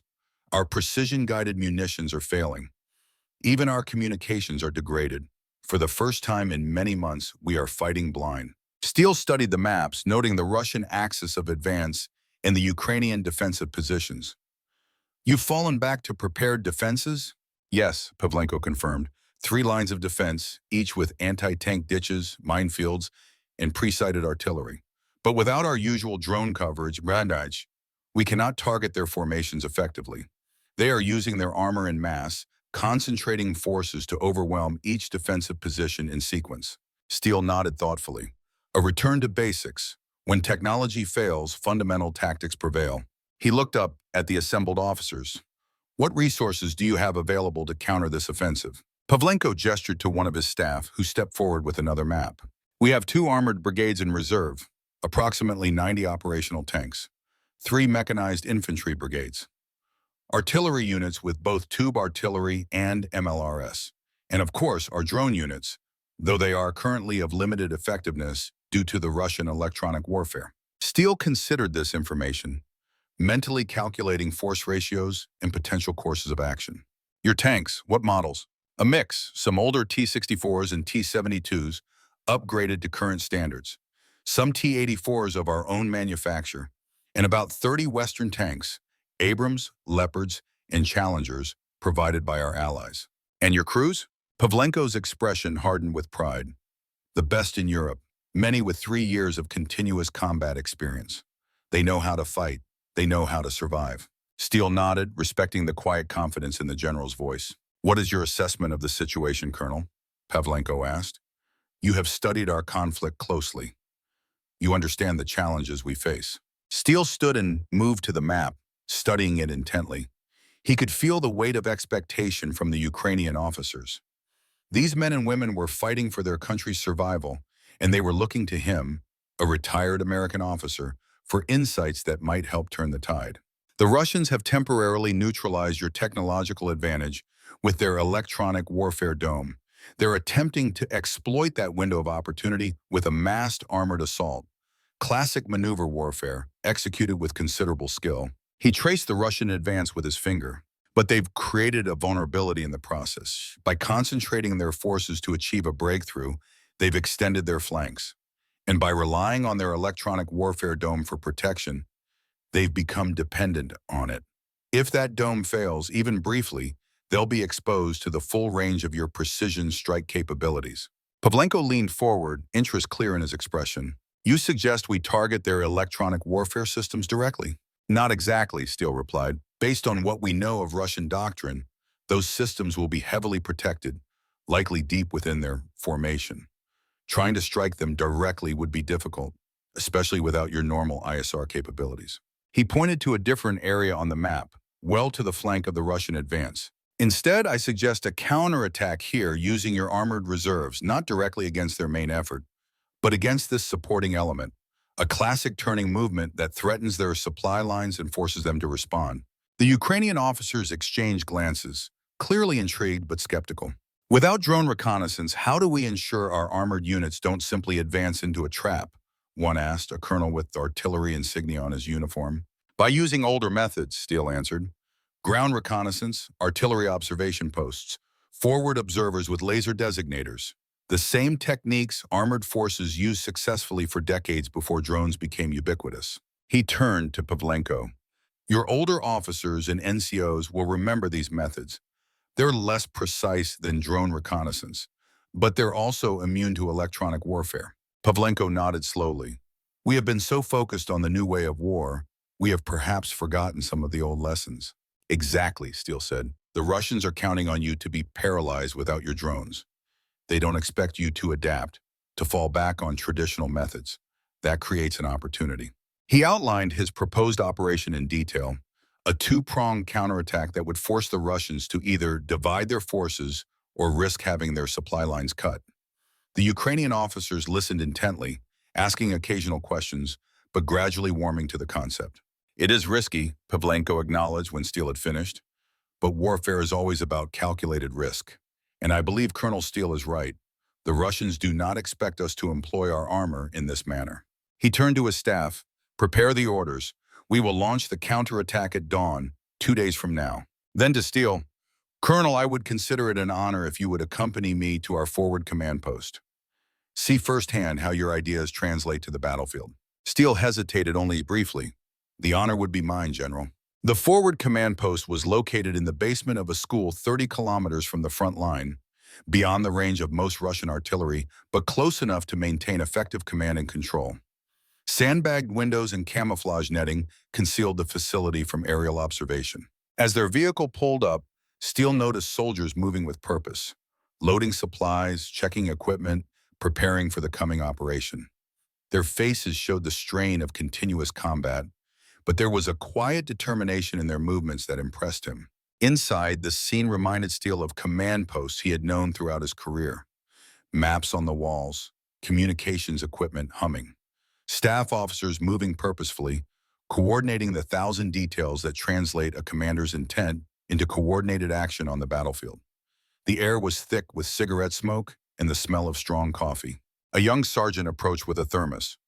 "Coffee, Colonel? It's Ukrainian style, strong enough to stand a spoon in." His English was accented but clear, his expression friendly despite the dark circles under his eyes. "Thank you, Sergeant." Steele accepted the offered cup, taking a sip of the powerful brew. "How long have you been at the front?" "2 years, sir, since the beginning." The sergeant's smile faded briefly. "I was a university student before. Engineering. Now I maintain communications equipment for our armored units. When this is over, you'll go back to your studies?" The sergeant's smile returned, though it didn't quite reach his eyes. "Of course, sir, we all have our after-war plans. It's what keeps us going." He hesitated, then added, "Your video, the one about tanks and drones, we've all watched it. It gave us hope that what we're doing still matters." Before Steele could respond, the sergeant was called away. But the brief interaction stayed with him, a reminder of the human cost of the theoretical discussions he'd been having for months. Pavlenko led him to the operations center, where a large digital display showed the current situation. Russian forces continuing in their advance. Ukrainian units falling back in good order to the next defensive line. Red and blue icons moved across the screen, representing the deadly chess match underway. "We've begun positioning our forces for the counterattack," Pavlenko explained, "moving them only at night, maintaining strict communications discipline, using every available means of concealment." Steele nodded approvingly. "The first principle of warfare hasn't changed since antiquity. Don't be where the enemy expects you to be." A staff officer approached with a tablet. "General, we've received the reconnaissance reports from the forward teams." Pavlenko examined the information, then showed it to Steele. "Our ground reconnaissance units have identified a gap in the Russian flank security here, just as you predicted." Steele studied the report. The Russians have become overly reliant on drone surveillance. When that capability is denied to both sides by their own electronic warfare, they're failing to compensate with traditional security measures. "Precisely," Pavlenko agreed. "We've positioned our artillery to exploit this gap. When our armor moves through it tomorrow, they'll have fire support the entire way." Steele was impressed by the Ukrainians' adaptability. In just 24 hours, they had completely revised their operational approach, shifting from a drone-centric model back to traditional combined arms tactics. "Your officers and soldiers have learned and adapted remarkably quickly," he observed. Pavlenko smiled slightly. "We've had considerable practice at adaptation. 3 years of continuous combat against a numerically superior foe tends to develop that skill." The building shuddered as a distant explosion rattled the windows. No one in the room reacted, so accustomed were they to the sounds of war. Pavlenko led Steele to another part of the command post, where a group of officers was gathered around a tank commander who had just returned from the front. The man's uniform was stained with grease and dirt, his face etched with fatigue, but his eyes were clear and focused as he described what he had seen. "This is Major Taras Shevchenko," Pavlenko introduced him, "commander of our 1st Tank Battalion. His unit will spearhead the eastern element of our counterattack." Shevchenko, a weathered man in his 30s with intense eyes, nodded respectfully to Steele. "Colonel, your video on tank tactics in the drone era has been required viewing for all our armored units. Many of the adaptations you suggested have saved Ukrainian lives." Steele was touched by the recognition. "I'm glad my experience could be of some value to your fight, Major." Shevchenko's expression turned somber. 2 weeks ago, my battalion was caught in the open by Russian drones. We were moving to a new defensive position when they found us. 7 tanks lost, 18 good men." His fists clenched at the memory. "After that, we implemented your suggestion about movement techniques and camouflage patterns. Last week, same situation, spotted by drones, but this time, we lost nothing. The Russians couldn't get a target lock through our obscurant screen." He held Steele's gaze. "Those 18 men I lost, that's on me. But the crews we saved because of your tactics? That's partly on you, sir, and we're grateful." "Perhaps you would like to address my officers," Shevchenko suggested. "They're preparing for tomorrow's operation and would benefit from your perspective." Steele agreed and soon found himself speaking to a group of Ukrainian tank officers in a small classroom adjacent to the operations center. These men, most in their 20s and 30s, had already seen more combat than he had in his entire career. Their faces showed a mixture of exhaustion and determination, veterans much younger than their years. "You face a unique challenge tomorrow," he began, making eye contact with each officer in turn. "For months, you've operated in an environment where drone observation was constant, where every movement risked immediate detection and targeting. You've developed tactics, techniques, and procedures to survive in that environment." He paused, noting how intently they were listening. "Tomorrow, you'll operate in a different environment, one where neither you nor the enemy has the drone coverage you've grown accustomed to. This creates both opportunities and risks." Steele moved to a map on the wall, indicating the planned route of advance. "The opportunity is clear. You can maneuver with greater freedom, concentrate your forces for decisive effect, operate more like traditional armored units have for decades. The Russians won't see you coming until you're upon them." He turned back to face the officers. "But there's a risk as well. You've become accustomed to the situational awareness that drones provide. Without that awareness, you'll be fighting with reduced information. This demands a return to fundamentals, maintaining contact with the adjacent units, establishing clear phase lines and control measures, employing ground reconnaissance aggressively." A young captain raised his hand. "Colonel, how do we balance speed and security without our usual reconnaissance assets?" It was an excellent question, one that got to the heart of the challenge. "You use what I call the rolling bubble technique," Steele replied. "Your lead elements advance until they make contact with the enemy. Once contact is established, they develop the situation while the main body maneuvers to exploit any weakness identified. It's a continuous process of contact, development, and exploitation." He demonstrated the concept using vehicles on the map. "The key is maintaining momentum without outrunning your intelligence. Your lead elements are your eyes. They find the enemy, fix them in place, and create the conditions for the main body to deliver the decisive blow." The officers nodded, understanding the concept. A lieutenant in the back raised his hand. "Sir, what about when we make contact? Our crews are trained to engage and immediately relocate because of the drone threat. But in this environment—" "Good point, Lieutenant," Steele acknowledged. "In a drone-saturated environment, staying in position means death. But in this operation, you may need to hold position longer to fix enemy forces. It's a judgment call, and it requires trust between commanders at all levels." He looked around the room, seeing the weight of responsibility in these young officers' eyes. "Remember, your greatest strength isn't your equipment or your technology. It's the bonds between you. Your trust in each other, your commitment to your mission, your determination to succeed no matter the challenges. That's what wins battles, regardless of the technological environment." "One more thing," Steele added. "Throughout military history, the side that can adapt faster to changing conditions usually prevails. You've already demonstrated remarkable adaptability throughout this conflict. Tomorrow we'll test that quality once again." After the briefing, a young lieutenant approached Steele, hesitating slightly before speaking. "Colonel, may I ask you something personal?" "Of course, Lieutenant. I'm commanding my first tank in combat tomorrow. My crew is experienced, but I'm new. I graduated from the academy just 6 months ago." The young officer's voice was steady, but Steele could see the anxiety in his eyes. "How did you handle your first combat command?" Steele considered the question carefully. "I was terrified," he admitted. "Not just of dying, but of making a mistake that would cost my crew their lives. What helped me was focusing on my training, trusting my crew, and remembering that they were counting on me to lead, regardless of how I felt inside." He placed a hand on the lieutenant's shoulder. "Your crew knows you're new. They don't expect perfection. They expect you to make decisions, to communicate clearly, and to care about their lives. Do that, and they'll follow you anywhere." Relief showed in the young officer's face. "Thank you, sir. That helps." After the briefing, Steele rejoined Pavlenko in the operations center. The general was receiving updates on final preparations for the counterattack. "Your officers are impressive," Steele told him. "Well-trained, thoughtful, professional." Pavlenko nodded. "They have become so by necessity. This war has been an unforgiving teacher." "The best kind," Steele observed, "though the tuition is paid in blood." As evening approached, Pavlenko invited Steele to join him for a simple meal in what had once been the school cafeteria.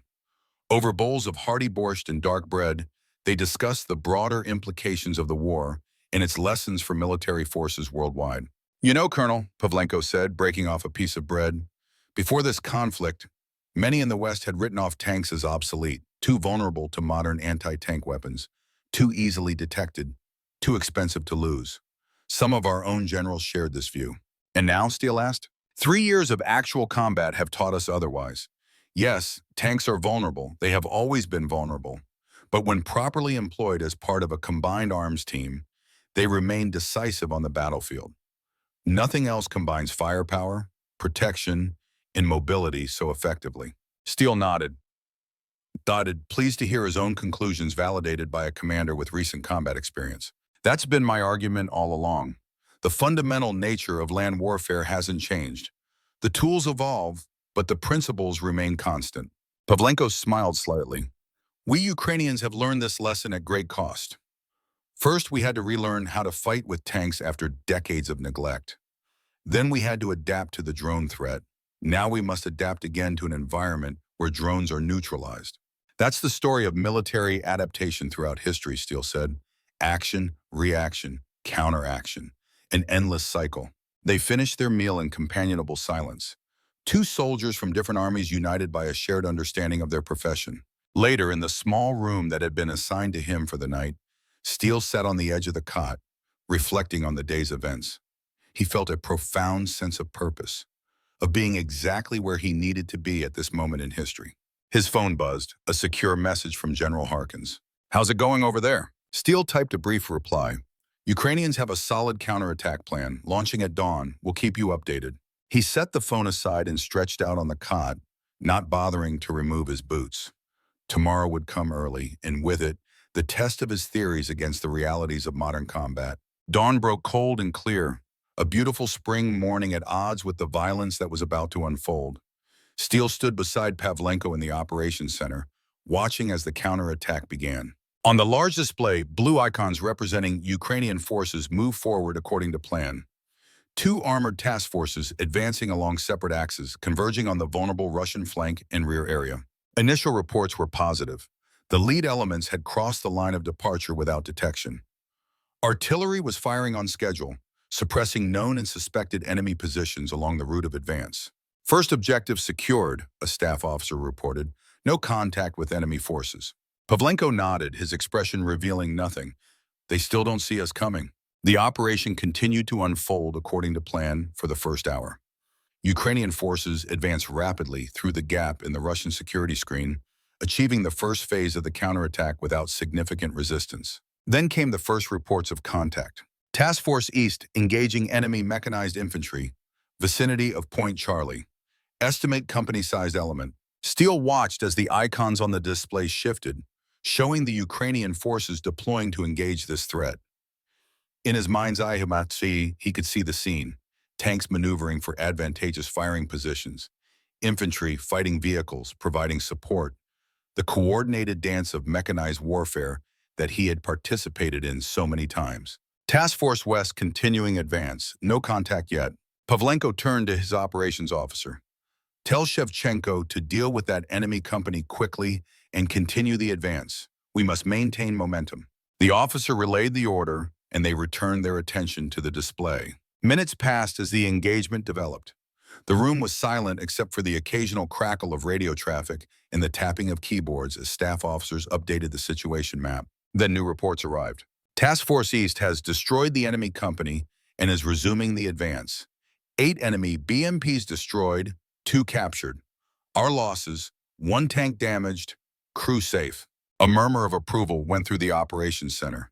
The counterattack was succeeding beyond expectations. What's happening with the crew of the damaged tank? Steele asked quietly. They'll transfer to one of the captured BMPs, Pavlenko explained. We never leave a crew behind if we can help it. Every experienced tank crew is too valuable to lose.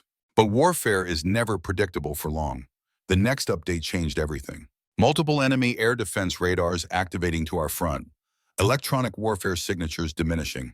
Pavlenko and Steele exchanged glances, both recognizing the implications immediately.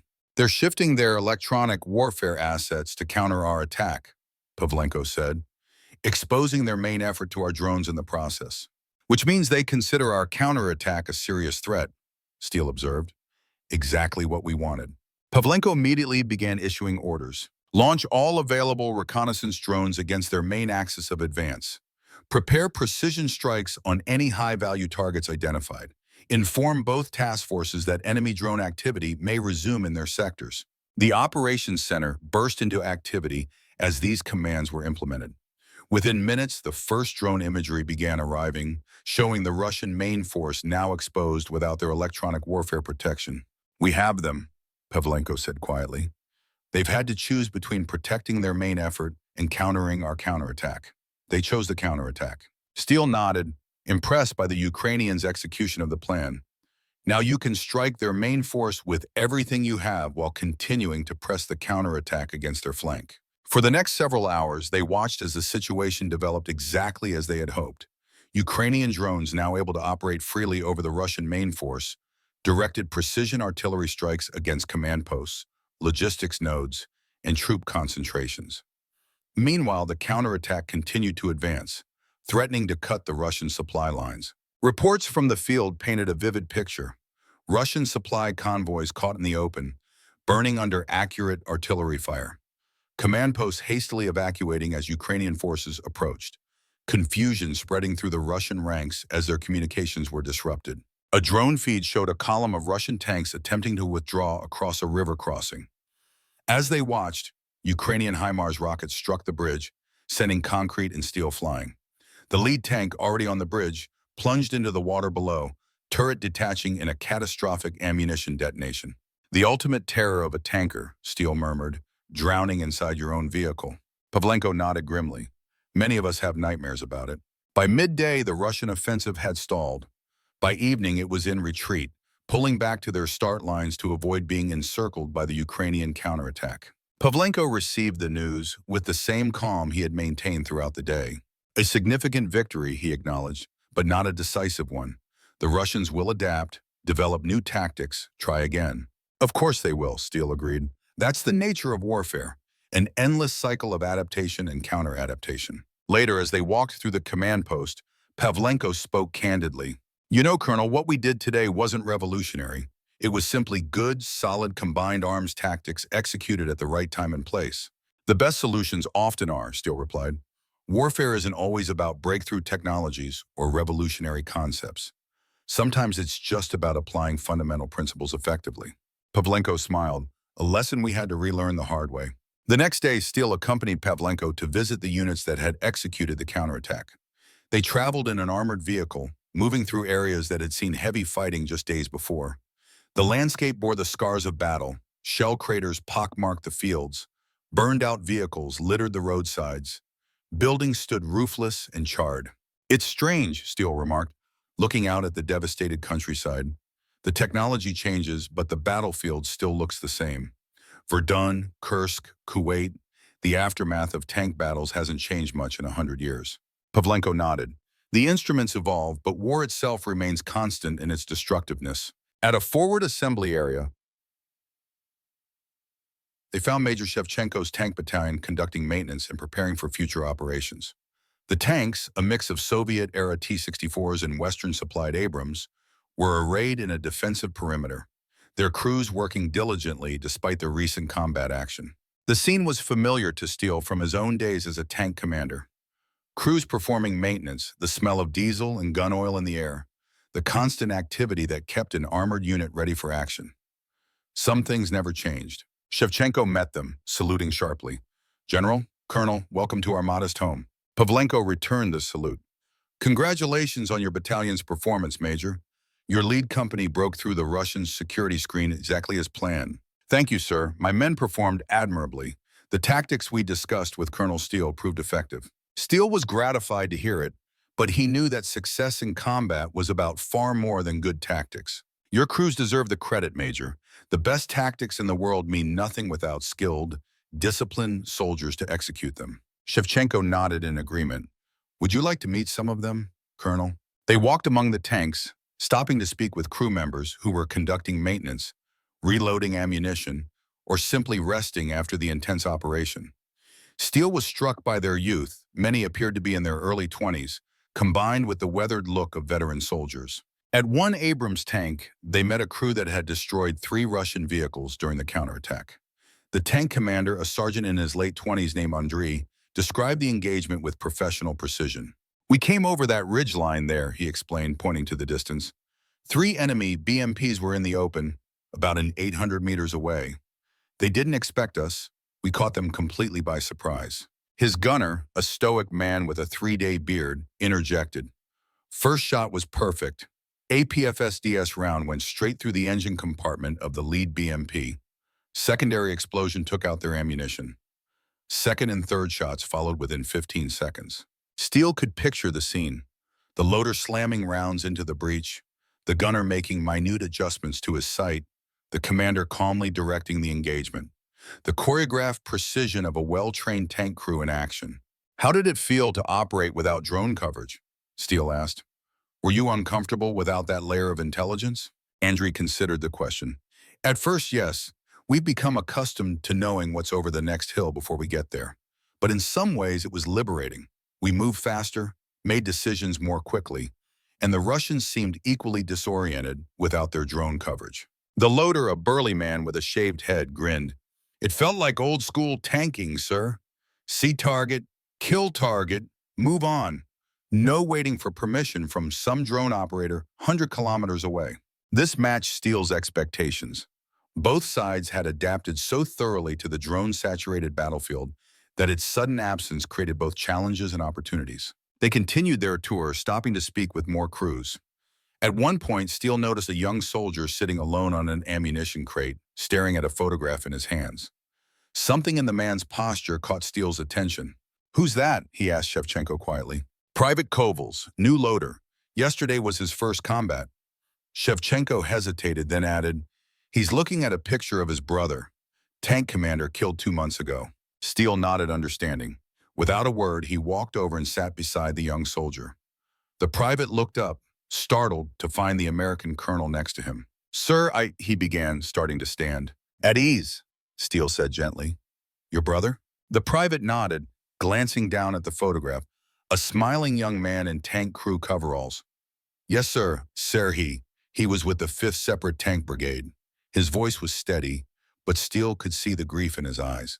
"You joined to continue his fight?" "Yes, sir." Pride mixed with sorrow in the young man's voice.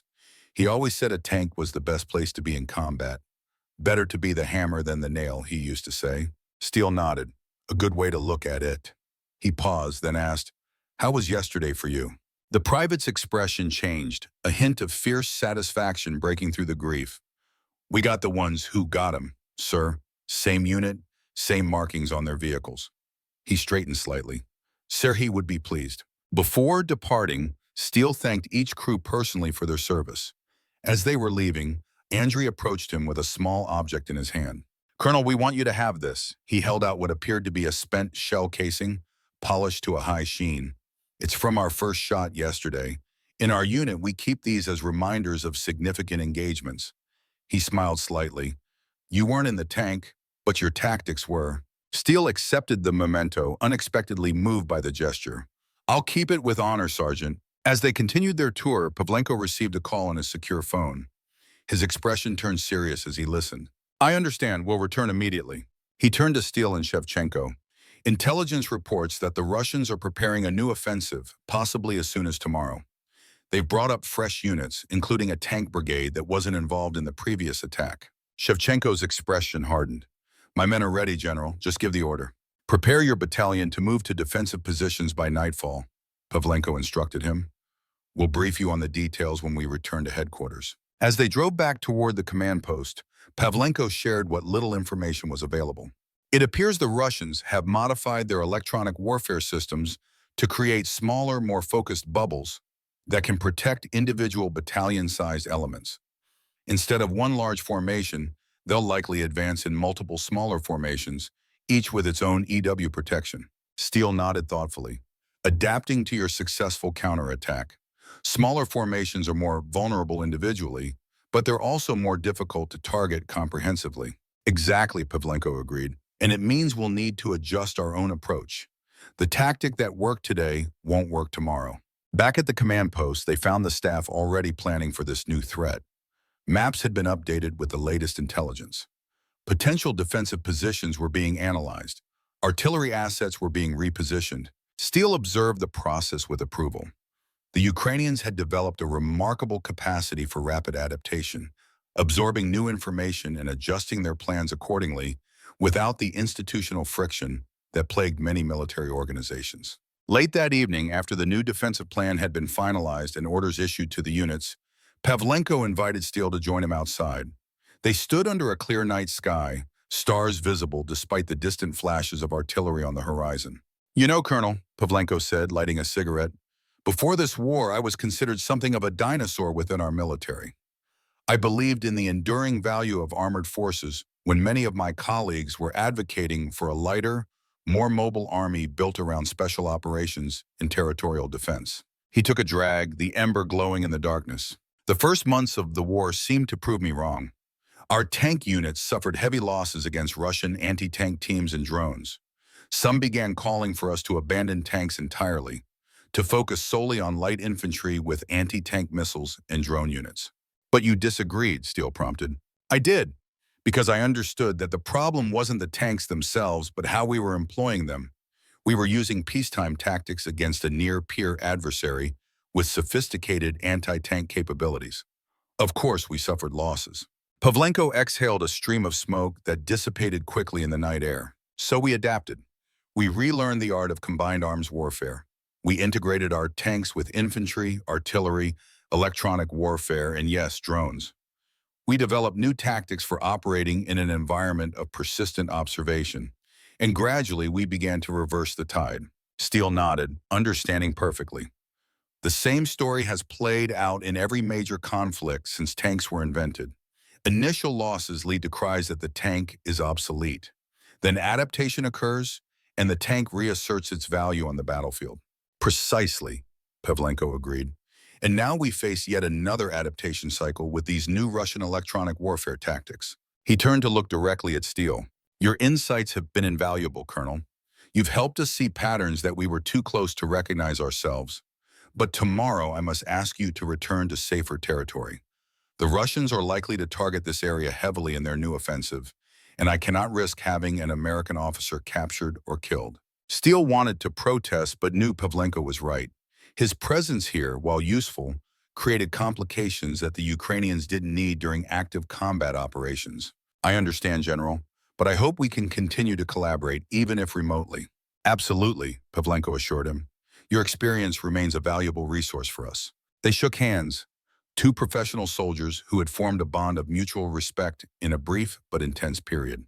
The young Lieutenant Steele had spoken with earlier approached, stopping a respectful distance away until Pavlenko acknowledged him. "Colonel Steele, sir," the lieutenant said. "My crew and I want to wish you safe travels.